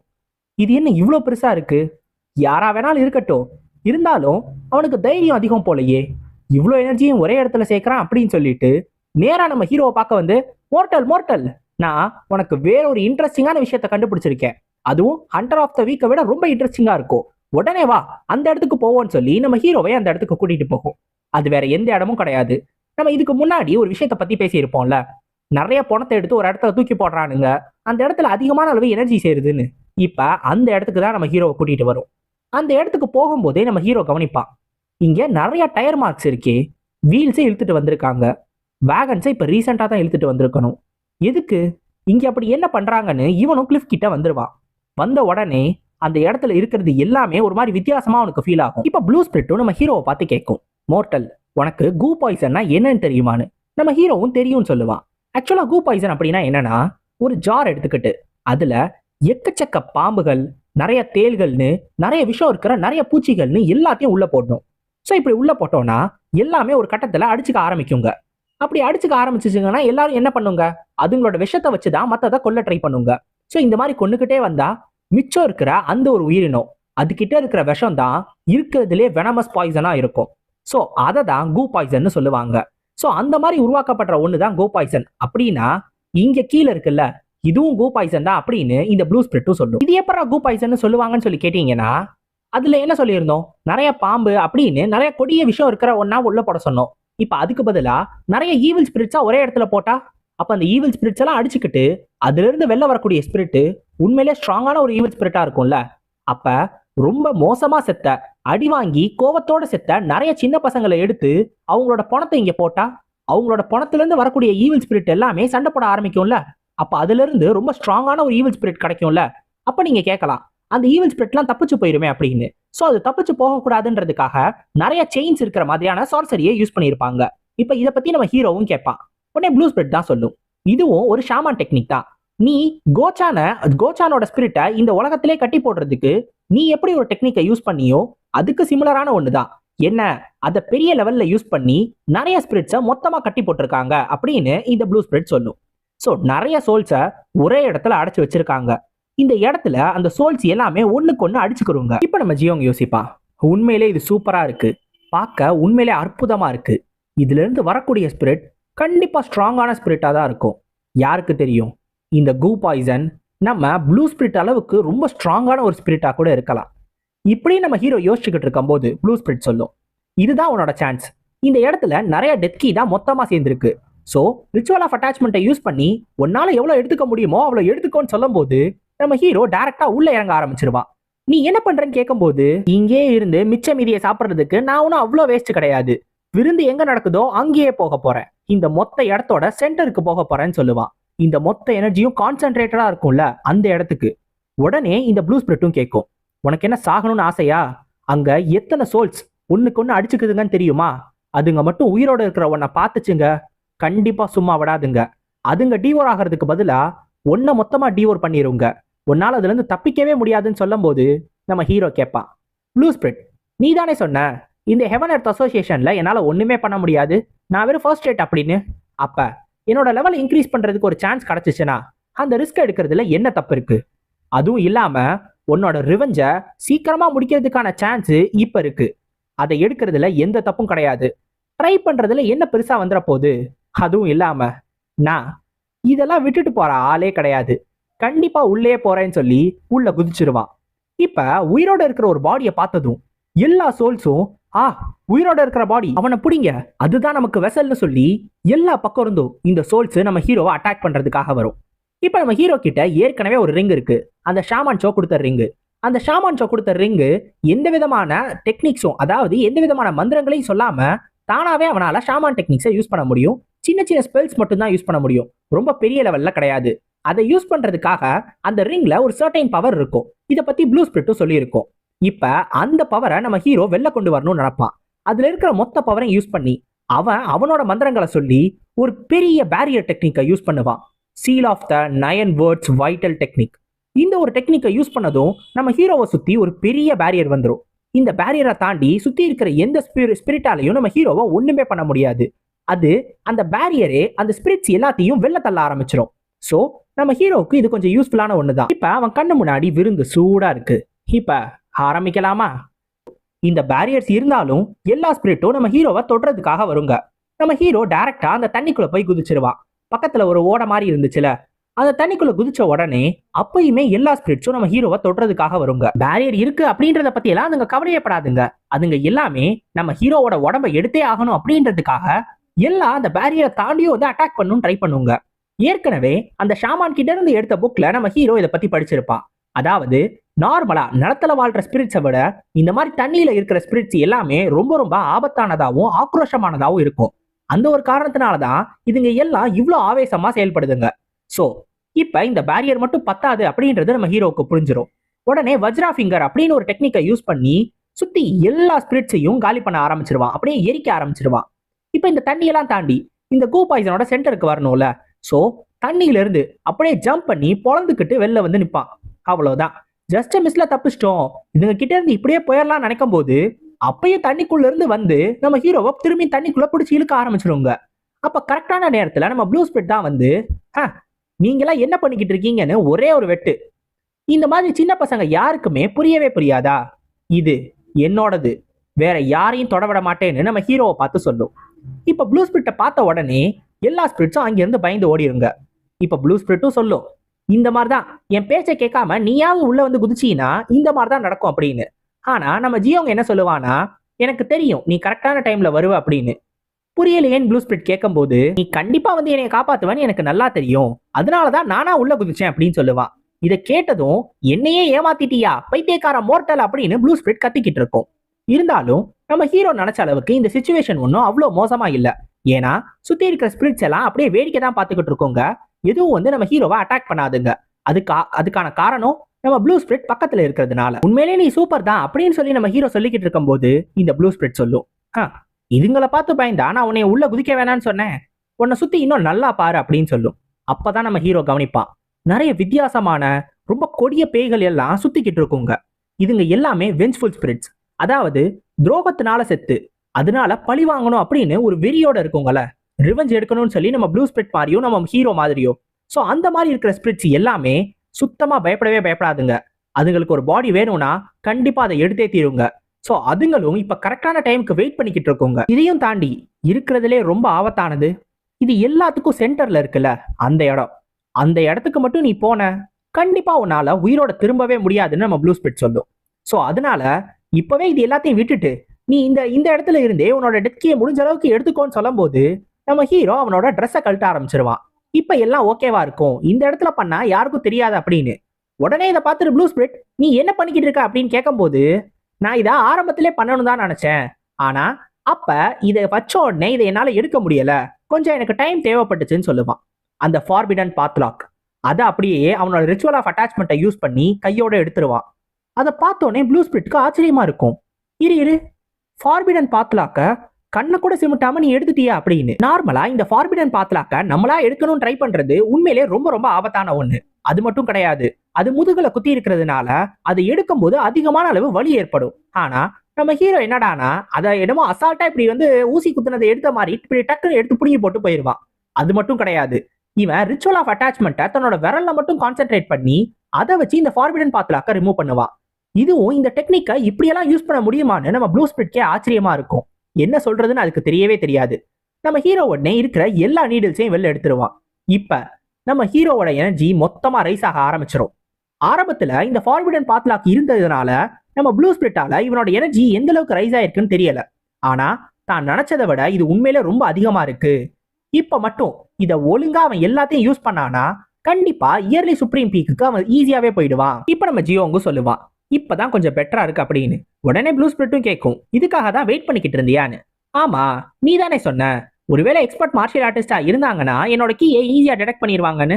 ஆனா இந்த இடத்துல என்னோட கீயை யாராலும் டிடெக்ட் பண்ண முடியாதுல்ல. ஸோ இதுக்காக தான் வெயிட் பண்ணி கரெக்டான நேரத்துல இந்த இடத்துக்குள்ள ஜம்ப் பண்ணிட்டான். இப்ப இருந்தாலும் நம்ம ப்ளூ ஸ்பிரிட் நம்ம ஹீரோக்கு எச்சரிக்கை கொடுக்கும். ஏன்னா இது இன்னமும் ஆபத்தான விஷயம் தான். ஃபர்ஸ்ட் சுத்தி இருக்கிற ஸ்பிரிட்ஸ் எல்லாத்தையும் சமாளிச்சுட்டு அப்புறம் வேணா இந்த சென்டருக்குள்ள போவேன் அப்படின்னு கேட்கும்போது இல்ல, அது ரொம்ப டைம் எடுக்கும். அது மட்டும் இல்லாம மீனோட வால்ல அப்படி என்ன ருசி இருக்க போகுது, தலையே இருக்கும்போது டைரக்டா தலைக்கே போக வேண்டியதானேன்னு டைரக்டா உள்ள போக ட்ரை பண்ணுவான். சரி நீ எனக்கு ஹெல்ப் பண்றியான்னு நம்ம ப்ளூ ஸ்பிரிட்டையும் பார்த்து கேட்பான். அதுவும் வேற வழியே கிடையாது, ஹெல்ப் பண்ணி தான் ஆகணும்னு முடிவு பண்ணிடும். இருந்தாலும் நம்ம ப்ளூ ஸ்பிரிட்க்கும் இது ஒன்றும் அவ்வளோ பேடான சாய்ஸா தெரியாது. ஏன்னா ஒருவேளை நம்ம ஹீரோ மட்டும் இதுல சக்சஸ்ஃபுல்லா வந்துட்டானா கண்டிப்பா அவன் 10 வருஷத்துக்கான ட்ரைனிங்கே ஸ்கிப் பண்ண மாதிரி தான் அர்த்தம். அந்த அளவுக்கு இந்த இடத்துல டெத் கீ அதிகமான அளவு கான்சென்ட்ரேஷன்ல இருக்கு. இப்ப ப்ளூ ஸ்பிரிட்டும் சொல்லும் சரி நான் அதுங்களோட கவனத்தை திசை திருப்புறேன், நீ எதையும் பார்க்காம நீ பாட்டுக்கு உள்ள போ அப்படின்னு. இப்ப ப்ளூ ஸ்பிரிட் தன்னோட பவரை யூஸ் பண்ணும். ஒரு பிளட் பேரியரை உருவாக்கும், டீமனிக் வில் டொமைன். இதை ஒன்று உருவாக்குன உடனே இந்த மொத்த ஸ்பிரிட்ஸும் இதுலயே மொத்தமா அப்படியே பிடிச்சி இழுக்க ஆரம்பிச்சிருங்க. அதாவது இதுங்களோட செயின்ஸை இந்த டொமைன் பிடிச்சி இழுக்க ஆரம்பிச்சிரும். ஸோ இந்த ஒரு காரணத்தினால எல்லா ஸ்பிரிட்ஸாலையும் எதுவுமே பண்ண முடியாது. இப்ப நம்ம ஹீரோ எதையும் கவனிக்காம அவன் பாட்டுக்கு உள்ள போவான். அப்பையும் நம்ம ஹீரோவா அவ்வளோ ஸ்பிரிட்ஸ் பார்க்குங்க, எங்களை காப்பாத்து, எங்களுக்கு போகிறதுல விருப்பம் இல்லை அப்படின்னு. ஆனா இதை பார்த்துக்கிட்டு இருக்கிறதுக்கெல்லாம் நம்ம ஹீரோவுக்கு நேரம் கிடையாது. டைரக்டா உள்ள போகணும்னு இதோட சென்டருக்கு வந்துடுவான். பார்த்தா இந்த இடமே ஒரு மாதிரி பாலைவனம் மாதிரி இருக்கும். அப்ப நம்ம ஹீரோவுக்கு பின்னாடி ஒரு பெரிய உருவம் தெரியும். இதை பார்த்ததும் அவனுக்கு இது என்னன்றது தெரிஞ்சு போயிடுச்சு. இதுதான் அந்த கோ பாய்சன். இப்ப இந்த கோ பாய்சன் சுத்தி இருக்கிற எல்லா வெஞ்ச்ஃபுல் ஸ்பிரிட்ஸையும் சாப்பிட்டுக்கிட்டு இருக்கும். இதை பாக்குறப்ப நம்ம ஹீரோக்கே கொஞ்சம் ஆச்சரியமா இருக்கும். இது எப்படி இந்த மாதிரியான ஸ்பிரிட்ஸ் எல்லாத்தையும் சாப்பிட்டுக்கிட்டு இருக்கு அப்படின்னு. இதுதான் இந்த மொத்த கரண்டோட சென்டர்ன்றது நம்ம ஹீரோவுக்கு புரிஞ்சிடும். இப்ப இந்த கோ பாய்சன் அப்படியே ஸ்லோவா திரும்பி நம்ம ஹீரோவை பார்க்கும். ஒரு உயிரோட இருக்கிற மனுஷன் நீயாவே இங்க வந்துட்டியான்னு சொல்லி நம்ம ஹீரோவை வேக வேகமா அட்டாக் பண்ண வரும். நம்ம ஹீரோ ஏதாவது பண்றதுக்குள்ள அவன் எதையாவது ஒன்ன ட்ரை பண்றதுக்குள்ள இந்த கோ பாய்சன் தன்னோட செயின்ஸ் எல்லாத்தையும் யூஸ் பண்ணி நம்ம ஹீரோவை பிடிச்சு மொத்தமா தன்னோட பெரிய வாயை திறந்து அப்படியே நம்ம ஹீரோவை முழுங்கிரும். நம்ம ஹீரோ அதோட வாய்க்குள்ள போன உடனே நீயாவே இங்க மாட்டிக்கிட்ட, இப்ப நான் உன்னை அப்படியே கடிச்சு சாப்பிட போறேன், உன் போன்ஸ் முதற்கொண்டு எல்லாத்தையும் சாப்பிட்டுருவேன்னு சொல்லும் போது உள்ள இருந்து ஒரு வாய்ஸ் கேட்கும். ஓ நம்ம 2 பேருக்கும் ஒரே ஐடியா தான் இருந்திருக்கு போல, நானும் இங்க உன்னை சாப்பிட்றதுக்காக தான் வந்தேன் சொல்லிட்டு தன்னோட ரிங்ல இருக்கிற பவரை ரிலீஸ் பண்ணுவா. டிவைன் இம்பீரியல் இங்கர்ஸ். இந்த ஒரு பவரை ரிலீஸ் பண்ண உடனே வேற வழியே இல்லாம அந்த கோ பாய்சனே தன்னோட வாயை திறக்க வேண்டியதா போயிடும். நம்ம ஹீரோ உடனே அதோட மேல் தாடைய தன்னோட கையால பிடிச்சிட்டு, நீ இருக்கிறதுலயே ஒரு பெரிய தப்பு பண்ணிட்ட. அது என்ன தெரியுமா? என்ன உன்னோட வாய்க்கிட்ட கொண்டு வந்தது. இப்ப என்னோட வேலையையும் நீ சிம்பிளா மாத்திட்ட. தூரத்துல இருந்து இந்த கீயை எடுத்து என்ன பண்ண போறேன்?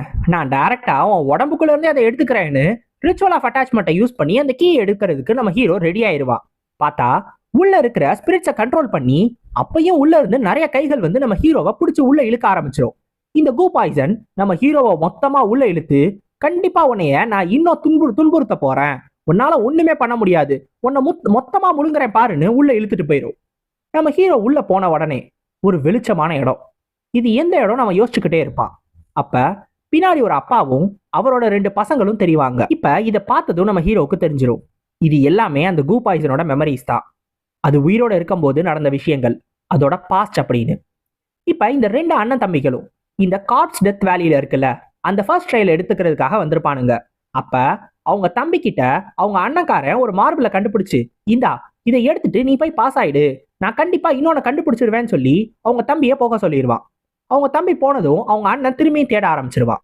ஸோ உண்மையிலேயே ஒரு நல்ல பாசமான அண்ணன் தம்பி தான் நம்ம ஹீரோ நினைக்கும் போது, அப்ப செகண்ட் ட்ரையல்ல ஒரு கொடுமையான விஷயம் நடக்கும். அது என்ன அப்படின்னா, இவங்க தம்பி இருக்கான்ல, அவன் ஒரு கல்லை வச்சு அவங்க அண்ணனோட தலையை போட்டு அடின்னு அடிச்சு அவங்க அண்ணனை கொன்றுவான். அதுவும் எதுக்காகனா, நீ மட்டும் இல்லைன்னா எல்லாமே எனக்கு தான் கிடைக்கும், நீ எனக்கு முன்னாடி பிறந்துட்டன்றதுனால எல்லாமே உனக்கு கிடைக்குது, நீ இப்பவே செத்துரு, அப்பதான் எல்லாருமே என்னை மதிப்பாங்கன்னு சொல்லி அவங்க அண்ணனை அப்பவே கொன்றுவான். ஸோ அவங்க அண்ணன் செத்து போனதுக்கு அப்புறம் அவங்க அண்ணனையும் இந்த வேகன்ல போட்டு மொத்தமா இந்த கிளிஃப்க்கு எடுத்துட்டு போக ஆரம்பிச்சிருவாங்க. இவங்க அண்ணனுக்கு அவங்க தம்பி இந்த மாதிரி ஒரு பொறாம குணத்துல இருந்திருக்கான்றது சுத்தமா தெரியல.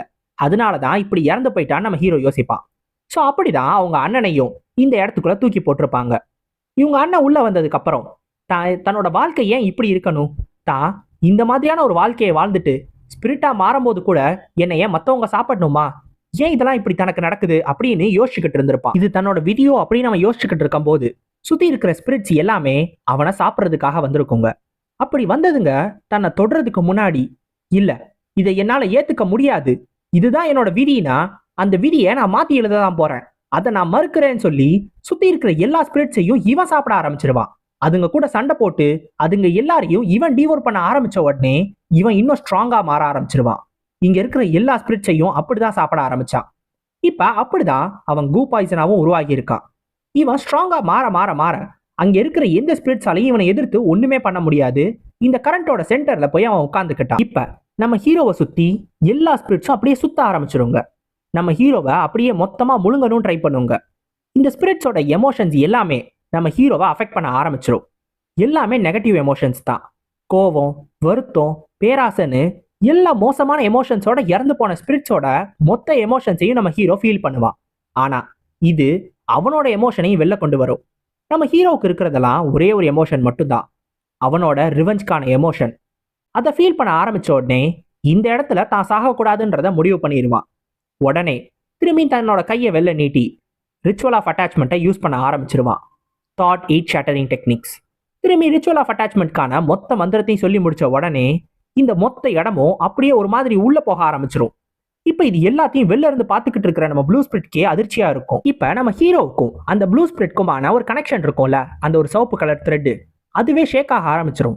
என்னாச்சு, ஒருவேளை ஹீரோ ஃபெயில் ஆயிட்டானோ, மோட்டல் நீ சாக போறியா அப்படின்னு ப்ளூ ஸ்பிரிட் அந்த மொத்த சுழலையும் திரும்பி பார்க்கும். இப்ப இந்த ப்ளூ ஸ்பிரிட்டும் சொல்லும், வயசு கம்மியா இருந்தாலும் உனக்கு அரகன்ஸ் ரொம்ப அதிகமா இருக்கு, மோர்ட்டலை எனக்கு திரும்பி கொடுத்துரு, இல்ல மொத்தமா காலி பண்ணிடுவேன்னு சொல்லும் போதே சுத்தி எல்லா ஸ்பிரிட்ஸையும் உள்ள இழுக்க ஆரம்பிச்சிடும். இந்த சுழல்ல இருந்து நிறைய செயின்ஸ் வந்து சுத்தி இருக்கிற கிரீன் ஸ்பிரிட் முதற்கொண்டு எல்லாத்தையும் உள்ள இழுக்குங்க. இந்த அளவுக்கு ஈவில் ஸ்பிரிட் எல்லாம் உள்ள இழுக்குது அப்படின்னா கூ பாய்சன் கம்ப்ளீட் ஆக போகுதுன்றது நம்ம ப்ளூ ஸ்பிரிட்க்கு தெரிஞ்சிடும். இப்ப சுத்தி உள்ள போற ஸ்பிரிட்ஸ் எல்லாமே சொல்லுங்க, அவ்வளோதான், இதுதான் முடிவு, நம்ம முடிவுக்கு வந்துட்டோம், இது இங்க வந்துருச்சு, எங்கள்ல அந்த கிரேட் பீயிங் அது பிறக்க போகுது, மொத்தமும் ஈவிலான உருவான ஒரு பீயிங், இனிமேல் இதை யாராலையும் தடுக்க முடியாதுன்னு சுத்தி இருக்கிற எல்லா பேய்களும் சொல்லுங்க. நம்ம ப்ளூ ஸ்பிரிட்க்கு ஆச்சரியமா இருக்கும். தான் லெவல்ல இருக்கிற ஒரு ஸ்பிரிட் இப்ப பிறந்துகிட்டு இருக்குன்றத அதோட கண்ணால பார்க்கும். இப்ப அந்த உருவமும் கீழே இறங்கி நடந்து வரும். அந்த உருவத்தை பார்த்த உடனே ப்ளூ ஸ்பிரிட்கே அதிர்ச்சியா இருக்கும். ஏன்னா வந்தது நம்ம ஹீரோ தான், அந்த ஈவில் பீயிங் நம்ம ஜியோங் தான். இதை பார்த்தாலும் நம்ம ப்ளூ ஸ்பிரிட்டால அப்பயும் இதை ஏத்துக்க முடியாது. ஒருவேளை அந்த கூ பாய்சன் இவனை சாப்பிட்டுருச்சோ, இவன் கிட்ட இருந்து வர எனர்ஜி கொஞ்சம் வித்தியாசமா இருக்கே, உடனே அது சாப்பிட்டுருச்சா அப்படின்னு சொல்லி நம்ம ஹீரோவையும் பார்த்து கேட்கும். நம்ம ஹீரோ உடனே, ச அது என்ன சாப்பிட்டுருச்சா, விருந்தே எனக்காக தான், அப்புறம் எப்படி அது என்னைய சாப்பிடும், அங்க சாப்பிட்டதே நான் தான் அப்படின்னு சொல்லுவான். தன்னோட எனர்ஜியை ரைஸ் பண்ணுவான். இதை நீ உண்மையிலே பண்ணிட்டியான்னு நம்ம ப்ளூ ஸ்பிரிட் மறுபடியும் கேட்கும். ஆமான்னு நம்ம ஹீரோவும் சொல்லுவான். இருந்தாலும் நம்ம ஹீரோ இதை பண்ணிடுவான்னு சொல்லிட்டு நம்ம ப்ளூ ஸ்பிரிட்க்கு நம்பிக்கையே இருக்காது. ஏன்னா ஒரு ப்ளூ ஸ்பிரிட் அளவுக்கு மாற வேண்டிய ஒரு கூ பாய்சனை ஃபுல்லா அப்சர்வ் பண்றதுன்றது உண்மையிலேயே யாராலையும் நம்ப முடியாத ஒரு விஷயம் தான். இப்போ அவன் கிட்ட இருந்து வர எனர்ஜி உண்மையிலே இன்னும் அதிகமா இருக்குன்னு நம்ம ப்ளூ ஸ்பிரிட் யோசிக்கும். இப்போ நம்ம ஹீரோவும், இருந்தாலும் என்னோட எனர்ஜி இன்னும் அதிகமா இருக்கிற மாதிரி எனக்கு தோணுது, ஏதோ என்னோட வயிறு ஃபுல்லான மாதிரி இருக்கு அப்படின்னு சொல்லுவான். அப்போதான் ப்ளூ ஸ்பிரிட்டும், ஆமா நீ ஒரு மனுஷன் இல்ல, மோட்டல், உடனே உன்னோட எனர்ஜி எல்லாத்தையும் எக்ஸ்பெல் பண்ணு, அந்த எக்ஸ்ட்ரா எனர்ஜியை வச்சுக்காதன்னு சொல்லும். ஏன் நம்ம ஹீரோ கேட்கும்போது, ஒரு ஹியூமனோட பாடின்றது ஒரு வெசல் மாதிரி தான், அதுக்குன்னு ஒரு லிமிட் இருக்கு. ஒருவேளை உன்னோட டான்டியான்ல நீ அதிகமான எனர்ஜியை எடுக்கணும்னா அதுக்கு முதல்ல நீ என்லைட்மெண்ட் அடைஞ்சு உன்னோட டான்டியானை எக்ஸ்பேண்ட் பண்ணணும். அதை பண்ணாம நீ அதுக்கு முன்னாடியே நிறைய எனர்ஜியை எடுத்தீங்கன்னா அந்த லிமிட்டை தாண்டிடும். அதுவே உன்னோட பாடிக்கு ஒரு பாய்சனா மாறிடும். இப்பவே எக்ஸ்ட்ரா எனர்ஜி எல்லாத்தையும் எக்ஸ்பெல் பண்ணிரு அப்படின்னு சொல்லும். நம்ம ஹீரோ உடனே யோசிச்சுட்டு, எக்ஸ்பெல்லாம் பண்ண வேணாம், அந்த எனர்ஜியை வேற எதுல போடுவோன்னு சொல்லி பக்கத்துல இருக்கிற மண்ட ஓடுகள் எல்லாத்தையும் அப்படியே கிளச்சு அதுக்குள்ள இருந்து ஒரே ஒரு மண்ட ஓட மட்டும் எடுப்பான். ஆக்சுவலா இந்த ஒரு மண்ட ஓடு தான் அந்த கூ பாய்சன் இருந்துச்சுல அதோட உடம்போட அந்த மண்டை. ஸோ இப்போ இதுக்குள்ள தன்னோட எக்ஸ்ட்ரா எனர்ஜியை இன்ஜெக்ட் பண்ண ஆரம்பிச்சிருவான். அந்த எனர்ஜியை கொடுத்த உடனே இதுவும் ஒரு ஸ்பிரிட்டா உருவெடுக்க ஆரம்பிக்கும். ஆக்சுவலா ஒரு ப்ளூ ஸ்பிரிட்டா மாற வேண்டிய ஒண்ணு. நம்ம ஹீரோ அந்த எனர்ஜியை எடுத்துக்கிட்டான். இப்ப தன்னோட எக்ஸ்ட்ரா எனர்ஜியை கொடுத்ததுனால அது ஒரு கிரீன் ஸ்பிரிட் லெவல்ல இருக்கிற ஒரு ஸ்பிரிட்டா பிறக்கும். ஆனா இதை பார்த்தோன்னே ப்ளூ ஸ்பிரிட் கேட்கும், என்னது இது, இதை பார்க்கறதுக்கு ஒரு பொண்ணு மாதிரி இருக்கே, இதையா எழுப்புன அப்படின்னு. இல்லையே, அந்த மெமரிஸ்ல நான் ஒரு பையனை தானே பார்த்தேன், இங்க எப்படி ஒரு பொண்ணு வந்துச்சுன்னு ரெண்டு பேரும் மாத்தி மாத்தி சொல்லும் போது, பொண்ணா யாரு, என்ன பார்த்து பொண்ணுன்னு சொல்றீங்களா, நான் ஒரு ஆம்பளை அப்படின்னு அதுவே எந்திரிச்சு சொல்லிக்கிறோம். எந்த பக்கம் இருந்து பார்த்தாலும் அது பொண்ணு மாதிரி தான் தெரியும். இப்ப ப்ளூ ஸ்பிரிட்டும், என்னது நீ பொண்ணு கிடையாதா, மோர்டல், இதே எதுக்குப்பா எழுப்புன, இதை அப்படியே கொண்டிருக்க வேண்டியதானே, இது புத்தி சோதனை இல்லாத பேய் போலையே அப்படின்னு சொல்லிக்கிட்டு இருக்கோம். நம்ம ஹீரோவும் யோசிச்சுட்டு, இல்ல இது அப்படி ஒன்றும் இல்ல, ஆரம்பத்துல இது யூஸ்ஃபுல்லா இருக்குன்னு தான் நானும் நினைச்சேன், ஆனா நான் நினைச்சதை விட இது இப்படி வேஸ்டா இருக்கும்னு எனக்கு தெரியாதுல அப்படின்னு சொல்லுவான். இப்ப இதை கேட்ட உடனே அந்த புதுசா பிறந்த ஸ்பிரிட் கோவப்பட்டு, யாரை பார்த்து என்ன பேசுறீங்க, என்னைய முன்னாடி வச்சுக்கிட்டே நீங்க இந்த மாதிரிலாம் அப்படி பேசுறீங்களா, உங்களுக்கு என்ன தைரியம் அப்படின்னு கேட்கும்போது உடனே ப்ளூ ஸ்பிரிட் இதோட கழுத்தை பிடிச்சு, என்ன என்கிட்டயே குரலை வசதி பேசுறியா, உனக்கு மறுபடியும் சாகணும்னு ஆசையா என்ன அப்படின்னு கேட்ட உடனே இல்ல அப்படின்னு உடனே அடங்கி போயிடும். இப்ப நம்ம ஹீரோ உடனே, உன்னை எதுக்காக எழுப்புனேன்னு கேட்டதானே, இந்தா அப்படின்னு சொல்லி அந்த மண்டவோட காட்டுவான். இப்ப அந்த மண்டவோட மொத்தமா உடைச்சிடுவான். அதை உடைச்ச உடனே அந்த ஸ்பிரிட்டுக்கு அதிகமான அளவு வலியை ஏற்படுத்தும்.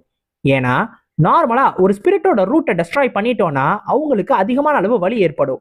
ஏற்கனவே நம்ம ப்ளூ ஸ்பிரிட்டை அடைச்சு வச்சிருந்த அந்த சீல்ல இருக்கிற அந்த கவரை நம்ம ஹீரோ கிழிச்சு அதை உடனே டெஸ்ட்ராய் பண்ணுவான்ல, அப்ப நம்ம ப்ளூ ஸ்பிரிட்டுக்கும் இது மாதிரி தான் அதிகமான அளவு வலி ஏற்பட்டிருக்கும். இப்ப நம்ம ஹீரோ அந்த உடஞ்சு போன பீசஸ் எல்லாத்தையும் ஒரு பவுடர் மாதிரி மாத்தி அதை அப்படியே அவனோட வாய்க்குள்ள போட்டு முழுங்கிடுவான்.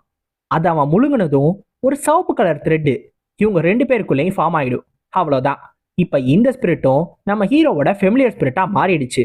இதை பார்த்த உடனே நம்ம ப்ளூ ஸ்பிரிட்டுக்கு ஆச்சரியமா இருக்கும், அந்த ஸ்பிரிட்டுக்கு என்னமோ அதிர்ச்சியா இருக்கும். ப்ளூ ஸ்பிரிட் ஏன் ஆச்சரியப்படுவோம்னா, ஒரு ஃபெமிலியர் ஸ்பிரிட்டா இப்படியா ஒருத்தவரை மாற்ற முடியும், இருந்தாலும் இவன் எப்படி இது எல்லாத்தையும் பண்றான், ஆரம்பத்துல தன்னையுமே அதாவது நம்ம ப்ளூ ஸ்பிரிட்டையுமே அவன் இப்படிதான் ஃபெமிலியர் ஸ்பிரிட்டா மாத்திருப்பான். நீங்க நல்லா கவனிச்சிருந்தீங்கன்னா தெரியும், அவன் அந்த கவரை கடிச்சிட்டு அதை அப்படியே எடுத்து முழுங்கிருப்பான். அதை முழுங்கினதுனாலதான் என்னமோ அந்த ஸ்பிரிட்டும் நம்ம ஹீரோவோட ஃபெமிலியர் ஸ்பிரிட்டா மாறிடுச்சு. இப்ப இது எல்லாத்தையும் இவன் எப்படிதான் பண்றான், யாரு வேணு நம்ம ப்ளூ ஸ்பிரிட்கே அதிர்ச்சியா இருக்கும். நம்ம ஹீரோவும் அவ்வளோதான், ஒன்றும் கம்ப்ளீட் ஆயிடுச்சு, இன்னொரு ஒரு ஸ்பிரிட்டையும் தன்னோட இன்வென்ட்ரிக்குள்ள போட்டாச்சுன்னு அவன் என்னமோ சந்தோஷமா இருப்பான். இப்ப நம்மளுக்கு இன்னொரு பில்டிங்கை காட்டுவாங்க. அங்க உட்காந்து ஒருத்தர் மெடிடேட் பண்ணிக்கிட்டு இருப்பாரு. இவர் தான் அண்டர்வர்ல்ட் assassin பெவிலியனோட pavilion master Inacio okay. இவருக்கு டக்குன்னு ஒரு ஃபீலிங் வரும், என்னாச்சு, ஏதோ ஒன்று தப்பா நடந்திருக்கு, ஒருவேளை அதுவா இருக்குமோன்னு சொல்லி வேக வேகமா ஒரு ரூமுக்கு போவாரு. போயிட்டு அந்த ரூமை ஓபன் பண்ணி பார்ப்பாரு. பார்த்தா அவர் சென்டர்ல அந்த ரூம்ல வச்சிருந்த ஒரு பானை உடஞ்சு போயிருக்கும். அந்த பானையில இருந்த செயின்ஸ் எல்லாமே கட் ஆயிருக்கும். இதை தன்னால நம்பவே முடியலன்னு யோசிப்பாரு. ஏன்னா அவரோட இன்செக்ட் பாய்சன் ஆர்ட் உடஞ்சு போயிடுச்சு. அப்ப கூ பாய்சன் ரிலீஸ் ஆயிடுச்சு. யாரோ அதை எடுத்துட்டாங்கன்னு அவருக்கு இப்பவே புரிஞ்சிடும். இப்ப இந்த பெவிலியன் மாஸ்டரை பாக்குறதுக்காக அவர்களோட ரூமுக்கு வெளியே நம்ம ஷாமான் ஷோ வெயிட் பண்ணிக்கிட்டு இருப்பாரு. சோ நம்ம ஷாமான் ஷோ இந்த பெவிலியன் மாஸ்டரோட டிசிபிள் தான். உடனே அவரை பார்த்ததும், மாஸ்டர் நீங்க இப்பவே அந்த ட்ரையலை நிறுத்திடுங்களேன். நான் உங்கள்கிட்ட ஏற்கனவே சொன்ன மாதிரி அவன் உண்மையிலேயே ஒரு நல்ல யூஸ்ஃபுல்லான பையன் தான். அவனை இப்படியே சாக விடக்கூடாதுன்னு சொல்லும் போது, இப்ப அதுக்கான நேரம் கிடையாது. என்னோட இன்செக்ட் பாய்சன் ஆர்ட் உடஞ்சு போச்சுன்னு இந்த பெவிலியன் மாஸ்டர் சொல்லுவாரு. இது கேட்டதும் ஷாமான் ஷோக்கு அதிர்ச்சியா இருக்கும். என்னது, அது உடஞ்சு போச்சா? ஆனா உங்களோட பேரியரை தாண்டி யாராலையும் உள்ள வந்திருக்க முடியாதே, அப்புறம் எப்படின்னு கேட்கும்போது, அப்படின்னா கண்டிப்பா அது ஒரு சிமேமோரியாவா தான் இருக்கணும், அதுவும் ஒரு மித்திக்கல் பீஸ்டா இருக்கணும்னு சொல்லுவாரு. மித்திக்கல் பீஸ்டான்னு நம்ம ஷாமான் ஷோக்கு அதிர்ச்சியா இருக்கும். இப்ப இதுக்கான நேரம் கிடையாது. நீ உன்னால எடுக்க முடிஞ்ச எல்லா எக்யூப்மெண்ட்டையும் எடுத்துக்கிட்டு உடனே கார்ப்ஸ் பிளட் வேலிக்கு வா, நம்ம உடனே அங்கே போயாகணும்னு சொல்லுவாரு. இங்க ஏதோ ஒன்று பிரச்சனை, ஏதோ ஒன்று பெருசா அந்த கார்ப்ஸ் பிளட் வேலியில நடந்துகிட்டு இருக்குன்றது நம்ம ஷாமான் ஷோக்கு புரிஞ்சிடும். ஏன்னா மித்திக்கல் பீஸ்ட்ன்றது உண்மையிலே ஒரு பெரிய விஷயம். அந்த மாதிரி ஒன்று உள்ள வந்திருக்குன்னா அதை சாதாரணமா எடுத்துக்க முடியாது. இருந்தாலும் நம்ம ஷாமான் ஷோவுக்கு இது ஒரு நல்ல விஷயம் தான். இதை ஒரு காரணமா சொல்லி இப்பவே அந்த ட்ரையலை நிப்பாட்டிடலாம், நம்ம ஹீரோவை சேவ் பண்ணிடலான்னு அவர் யோசிச்சுக்கிட்டு இருப்பாரு. இப்ப இன்னொரு பக்கம் அந்த தன்னையே பையன் சொல்லிக்கிட்ட அந்த பொண்ணு பேய் இருக்குல்ல, அது சே நான் ஒரு ஃபெமிலியர் ஸ்பிரிட்டா மாறிட்டேனா, இதெல்லாம் எப்படி நடந்துச்சுன்னு அப்படியே ஒரு மாதிரி வருத்தத்துல இருக்கும். அப்ப நம்ம ஹீரோ கேட்பான், உன்னோட பேர் என்னன்னு. நான் என்னோட பேரை உன்கிட்ட சொல்லணுமா, என்னாலலாம் சொல்ல முடியாது அப்படின்னு சொல்லும் போது நம்ம ஹீரோ தன்னோட கீயை ரைஸ் பண்ணி, நான் உன்கிட்ட பேரு கேட்டேன், பேர் என்ன அப்படின்னு மறுபடியும் கேட்பான். இதை பார்த்ததும் திரும்பியும் கோவப்பட்டு, என்னோட பேரு கியூசோஹாங்க மாஸ்டர் அப்படின்னு உடனே காலில் விழுந்துரும். இதை பார்த்து அவனுக்கே என்ன ஆகுதுன்னு புரியாது. உடனே நம்ம ஹீரோவும் அதை பார்த்துட்டு, சோஹா நீ என்னோட லாயலான நாயா இருக்கணும் அப்படின்னு சொல்லுவான். உடனே ஓ ஓ ஓ அப்படின்னு குலைக்க ஆரம்பிச்சிடும். இப்ப நம்ம ப்ளூ ஸ்பிரிட் யோசிக்கும், அந்த டீமனிக் மாங்கோட இது மோசமா இருக்கே, இருந்தாலும் ஒரு வெஞ்ச்ஃபுல் ஸ்பிரிட் தன்னோட பேரை எப்படி உடனே சொன்னுச்சு, அதுவும் இல்லாம இது ஒரு ப்ளூ ஸ்பிரிட்டா மாற வேண்டிய ஒண்ணு, இப்ப கிரீன் ஸ்பிரிட் லெவல்ல இருக்கிற ஒண்ணு, இந்த மாதிரி ஒண்ணு தன்னோட பேரை உடனே சொல்லுதா? ஏன் ஒருவேளை ஹீரோவோட எனர்ஜி அந்த அளவுக்கு அதிகமாயிடுச்சோ, அதனாலதான் நம்ம ஹீரோவை பார்த்து பயந்துருச்சோன்னு சொல்லி நம்ம ஹீரோவை திரும்பி இந்த ப்ளூ ஸ்பிரிட்டும் பார்க்கும். பார்த்தா நம்ம ப்ளூ ஸ்பிரிட்க்கு ஏதோ ஒன்று வித்தியாசமா தெரியும். மோர்டல், எனக்கு ஏதோ ஒன்று ஸ்ட்ரேஞ்சா தெரியுது, ஏன் உன்னோட எனர்ஜி டபுளா தெரியுது, என்னாச்சு அப்படின்னு சொல்லி கேட்கும். இப்போ நம்ம ஹீரோவும், ஓ உனக்கும் தெரியுதா, ஆக்சுவலா இந்த தாட் எயிட் ஷேட்டரிங் டெக்னிக்ல இருக்கிற ஒரு புது டெக்னிக்கை நான் யூஸ் பண்ணேன் அப்படின்னு சொல்லுவான். இப்போ அந்த டெக்னிக்கையும் அப்படியே அவன் சொல்ல ஆரம்பிப்பான். அந்த டெக்னிக்கை சொல்ல ஆரம்பிச்ச உடனே ப்ளூ ஸ்பிரிட்டுக்கு ஆச்சரியமா இருக்கும். ஏன்னா ப்ளூ ஸ்பிரிட்கே இந்த டெக்னிக் தெரியாது. ஆக்சுவலா ப்ளூ ஸ்பிரிட்க்கு 8 தாட் ஷேட்டரிங் டெக்னிக்ஸ்ல இருக்கிற எல்லா டெக்னிக்குமே தெரியாது. ஸோ தனக்கே தெரியாத ஒரு டெக்னிக்கை நம்ம ஹீரோ எப்படி அதுக்குள்ளேயும் கத்துக்கிட்டான் அப்படின்னு ப்ளூ ஸ்பிரிட்க்கு ஆச்சரியமா இருக்கும். இப்ப நம்ம ஹீரோ இது மொத்த டெக்னிக்கை சொல்லி முடிச்சு இந்த ப்ளூ ஸ்பிரிட்டை பார்த்து சொல்லுவான், என்னோட எனர்ஜியை இப்ப என்னால டிவைட் பண்ண முடியுது, பாதி எனர்ஜியை நான் என்னோட மிடில் டேண்டியானுக்கு கொண்டு போயிட்டேன் அப்படின்னு. நார்மலா ஒரு மார்ஷியல் ஆர்டிஸ்ட் மிடில் டேண்டியானை ஓபன் பண்ணணும்னா அதுக்கு அதிகப்படியான ட்ரைனிங் பண்ணி அதுக்கு அதிகமான அளவு என்லைட்மெண்ட் தேவைப்பட்டிருக்கும். ஆனா நம்ம ஹீரோ அதை ஸ்கிப் பண்ணிட்டு தாட் எயிட் ஷேட்டரிங் டெக்னிக்ஸ் மூலமா அதை ஈஸியாவே பண்ணிட்டான்.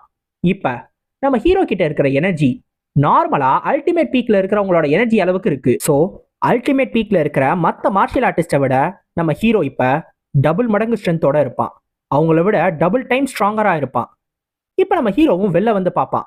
பார்த்தா விடிய ஆரம்பிச்சிடும். சே இப்படி ஆயிடுச்சே, நான் எல்லாரையும் கொல்லலாம் நினைச்சேன், 7 பேரை மட்டும் விடலான்னு நினைச்சேன், ஆனா இப்ப அதுக்கான டைம் இல்லை. இப்ப நான் பாக்குறவங்க எல்லாரையும் கொல்ல போறேன்னு உடனே இவனும் வேக வேகமா செகண்ட் ட்ரைல பண்றதுக்காக உள்ள வருவான். இப்ப இன்னொரு பக்கம் நம்ம ஸ்கார்லெட் டெத் வேல்யூல இருக்கிற அந்த டாட்டூ மண்டையனோட குரூப்புக்கும் நம்ம மோக்யூச்சனோட குரூப்புக்கும் சண்டை போயிட்டு இருக்கோம். நம்ம மோக்யூச்சன் இந்த ஸ்கார்லெட் டெத் வேல்யூட டாட்டூ மண்டையனை பார்த்து கேட்பான், எதுக்காக எங்களோட பிளாக திருட ட்ரை பண்ற, உன்கிட்ட தான் ஏற்கனவே ஒரு பிளாக் இருக்கு அப்படின்னு சொல்லும் போது, அதுவா அதெல்லாம் சும்மாதான் அப்படின்னு சொல்லுவான். சொல்லிட்டு அந்த மோஹுவா பொண்ணை பார்ப்பான். ஆக்சுவலா மோஹுவா பொண்ணு மோக்யூச்சன் குரூப்ல தான் இருக்கும். அந்த பொண்ணை பார்த்த உடனே, நான் உன்கிட்ட வந்து என்னோட டீம்ல இருக்கியான்னு கேட்டேன், அப்ப என்னமோ என்கிட்ட முடியாதுன்னு ரொம்ப ஓவரா சீனை போட்டுட்டு இப்ப இந்த லூசர்ஸ் கூட வந்து சேர்ந்துட்ட, இதுக்கு நீ ஏன் கூடவே இருந்திருக்கலாமேன்னு கேட்பான். அது இப்பயுமே வாய முடின்னு தான் சொல்லும். இப்ப நம்ம மோக்யூச்சனுக்கு புரியாத விஷயம் என்னன்னா, ஏற்கனவே ஒரு பிளாக வச்சுட்டு இந்த டாட்டூ மண்டையை எதுக்காக தங்களோட பிளாகையும் திருட ட்ரை பண்றான், ஒருவேளை காம்படிஷனை எலிமினேட் பண்றதுக்குன்னா இவ்வளோ ரிஸ்க் எடுத்து இதை ட்ரை பண்ணணுமா, தனக்கு இது புரியவே இல்லையே அப்படின்னு யோசிச்சுக்கிட்டு இருப்பான். இருந்தாலும் இந்த காம்படிஷன் இப்ப முடியற நிலைமைக்கு வந்துருச்சு, சூரியன் உதயமாக ஆரம்பிச்சிருச்சு. ஸோ கொஞ்ச நேரம் பொறுத்துக்கிட்டா இது எல்லாத்தையும் தங்களால சமாளிச்சிட முடியும்னு நம்ம மோக்யூஷன் பிளான் போடுவான். ஆனா அதுக்கு இந்த டாட்டூ மண்டையன் விட மாட்டான். நீ டைமை ஓட்டிடலாம்னு நினைக்கிறியா? அதுக்கு நான் விட மாட்டேன்னு சொல்லி தங்களோட டீம்மேட்ஸ் எல்லாத்தையும் உடனே கத்த சொல்லுவான். எல்லாரும் ஆ ஆ ஆ ஆன்னு கத்த ஆரம்பிச்சிருவானுங்க. இவனுங்க யாருக்குமே ஒண்ணுமே புரியாது. மோக்யூச்சூன் குரூப் எதுக்காக இவனுங்க கத்திக்கிட்டு இருக்கானுங்கன்னு யோசிக்கும் போது நம்ம மோக்யூச்சனுக்கு அப்பதான் இது புரிய வரும். இது அதுவாச்சே, கத்தாதீங்க அப்படின்னு நம்ம சொல்லும் போதே அங்கிருந்து வேக வேகமா ஒன்னு ஓடி வர சவுண்டு கேட்கும். என்னது அது ஓடி வருதுன்னு எல்லாரும் இப்படியே திரும்பி பார்ப்பாங்க. பார்த்தா அந்த மான்ஸ்டர் வந்துடும். சிமே மோரியோ, அந்த ஹண்டர் ஆஃப் த வீக், இன்னும் பெருசா மாறி இவங்களை நோக்கி ஓடி வந்துகிட்டு இருக்கோம். இதை பார்த்ததும் நம்ம மோக்யூச்சூன் குரூப் உடனே வேக வேகமா ஓட ஆரம்பிச்சிருவாங்க. அப்ப மோகா பொண்ணு தான் திரும்பி பார்க்கும். பார்த்தா நம்ம டாட்டூ மண்டையனோட குரூப் எதை பத்தியும் கவலைப்படாம அவனுங்க பாட்டு அந்த பிளாக் பக்கத்துல போய் நிப்பானுங்க. இவனுங்க ஏன் பயப்படாம இந்த பிளாக் பக்கத்துல போய் நிக்கிறானுங்க? ஏதோ ஒண்ணு தப்பா இருக்கே அப்படின்னு யோசிக்கும். அப்ப இந்த சிமே மோரியோவும் நேரா இந்த மோக்யூச்சனோட குரூப்பை தான் அட்டாக் பண்ண வரும். கத்துனது அவனுங்க, எதுக்காக இது எங்களை அட்டாக் பண்ண வருது?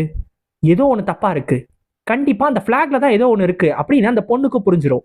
எல்லாரும் அந்த பிளாக் கிட்ட போங்க, அந்த பிளாக் தான் நம்மளை காப்பாத்தும், உடனே பிளாக் கிட்ட போங்கன்னு எல்லாரையும் கத்தி சொல்ல ஆரம்பிச்சிடும். உடனே எல்லாரும் பிளாக நோக்கி ஓட ஆரம்பிச்சிருவானுங்க.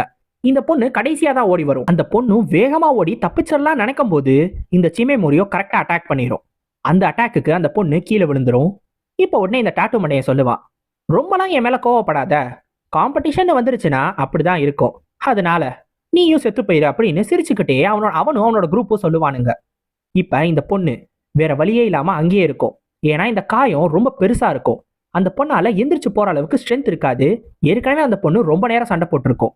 இப்ப தன்னோட கீயும் இல்லாததுனால அந்த பொண்ணால ஒண்ணுமே பண்ண முடியாது. நம்ம மோக்யூச்சனோட குரூப்பும் கல்லு அது இதுன்னு தூக்கி போட்டு எப்படியாவது அந்த சிமே மோரியோ டிஸ்ட்ராக்ட் பண்ணலாம் ட்ரை பண்ணுவானுங்க. ஆனா அந்த சிமே மோரியோ அந்த பொண்ணு கிட்ட மட்டும்தான் வரும். அவ்வளோதான், தன்னோட முடிவு இதானா, தான் இப்படிதான் சாக போறோமான்னு அந்த பொண்ணு நினைக்கும் போது கரெக்டா பின்னாடி இருந்து ஒரு குரல் கேட்கும், அதை கட்டி போடு அப்படின்னு. சொன்ன உடனே எல்லா பக்கம் இருந்து செயின்ஸ் வந்து இந்த சிமே மோரியோவை மொத்தமா பிடிச்சிரும். அந்த சிமே மோரியோவால அசையவே முடியாது. இப்போ உடனே நம்ம ஹீரோ ஃப்ரேம்குள்ள என்ட்ரி கொடுப்பான். கரெக்டான டைமுக்கு வந்துட்டேன் போல அப்படின்னு கேட்பான். எல்லாரும் நம்ம ஹீரோ பக்கம் தான் திரும்பி பார்ப்பானுங்க. அந்த டாட்டூ மண்டையன், இவன் எதுக்காக இங்க வந்தான், இவன் இங்க என்ன பண்ணிக்கிட்டு இருக்கான்னு யோசிப்பான். இன்னொரு பக்கம் அந்த பொண்ணுக்கு இது என்ன செயின்ஸு, இது எங்கிருந்து வந்துச்சுன்னு அதிர்ச்சியா இருக்கும். இப்போ உடனே நம்ம ஜியோங் சொல்லுவா, எல்லாரையும் பார்த்து, நான் நினைச்ச எல்லாருமே ஒரே இடத்துல கூட்டிட்டீங்க போல, சிமே மோரியாவும் இருக்கு, நான் எதிர்பார்த்த ஆளுங்களும் இருக்கீங்க, பரவாயில்ல, இப்பதான் எனக்கு கொஞ்சம் நிம்மதியா இருக்கு அப்படின்னு. ஆனா மத்தவங்களுக்கு இது நிம்மதியா இருக்க போறது இல்ல. எல்லாரோட நிம்மதியையும் குலைக்கிறதுக்காக தானே நம்ம ஹீரோவே என்ட்ரி கொடுத்திருக்கா. இப்ப ஏற்கனவே அந்த சிமே மோரியோ மேல நம்ம ஹீரோ கொஞ்சம் கோவத்துல தான் இருந்தான். அது மட்டும் கிடையாது, அவன் எதிர்பார்த்த ஆளுங்க வேற எல்லாரும் ஒன்னா கூடியிருக்கானுங்க. இப்ப இவனுங்க எல்லாரும் என்ன பண்ண போறான், அந்த சிமே மோரியோவை என்ன பண்ண போறான்றத அடுத்த வர சாப்டர்ஸ்ல பார்ப்போம். சோ அடுத்த சாப்டர்ஸ்ல உங்களை சந்திக்கிற வரைக்கும் சைனோரா கைஸ், அரிகத்தோ கோசாய்மஸ்.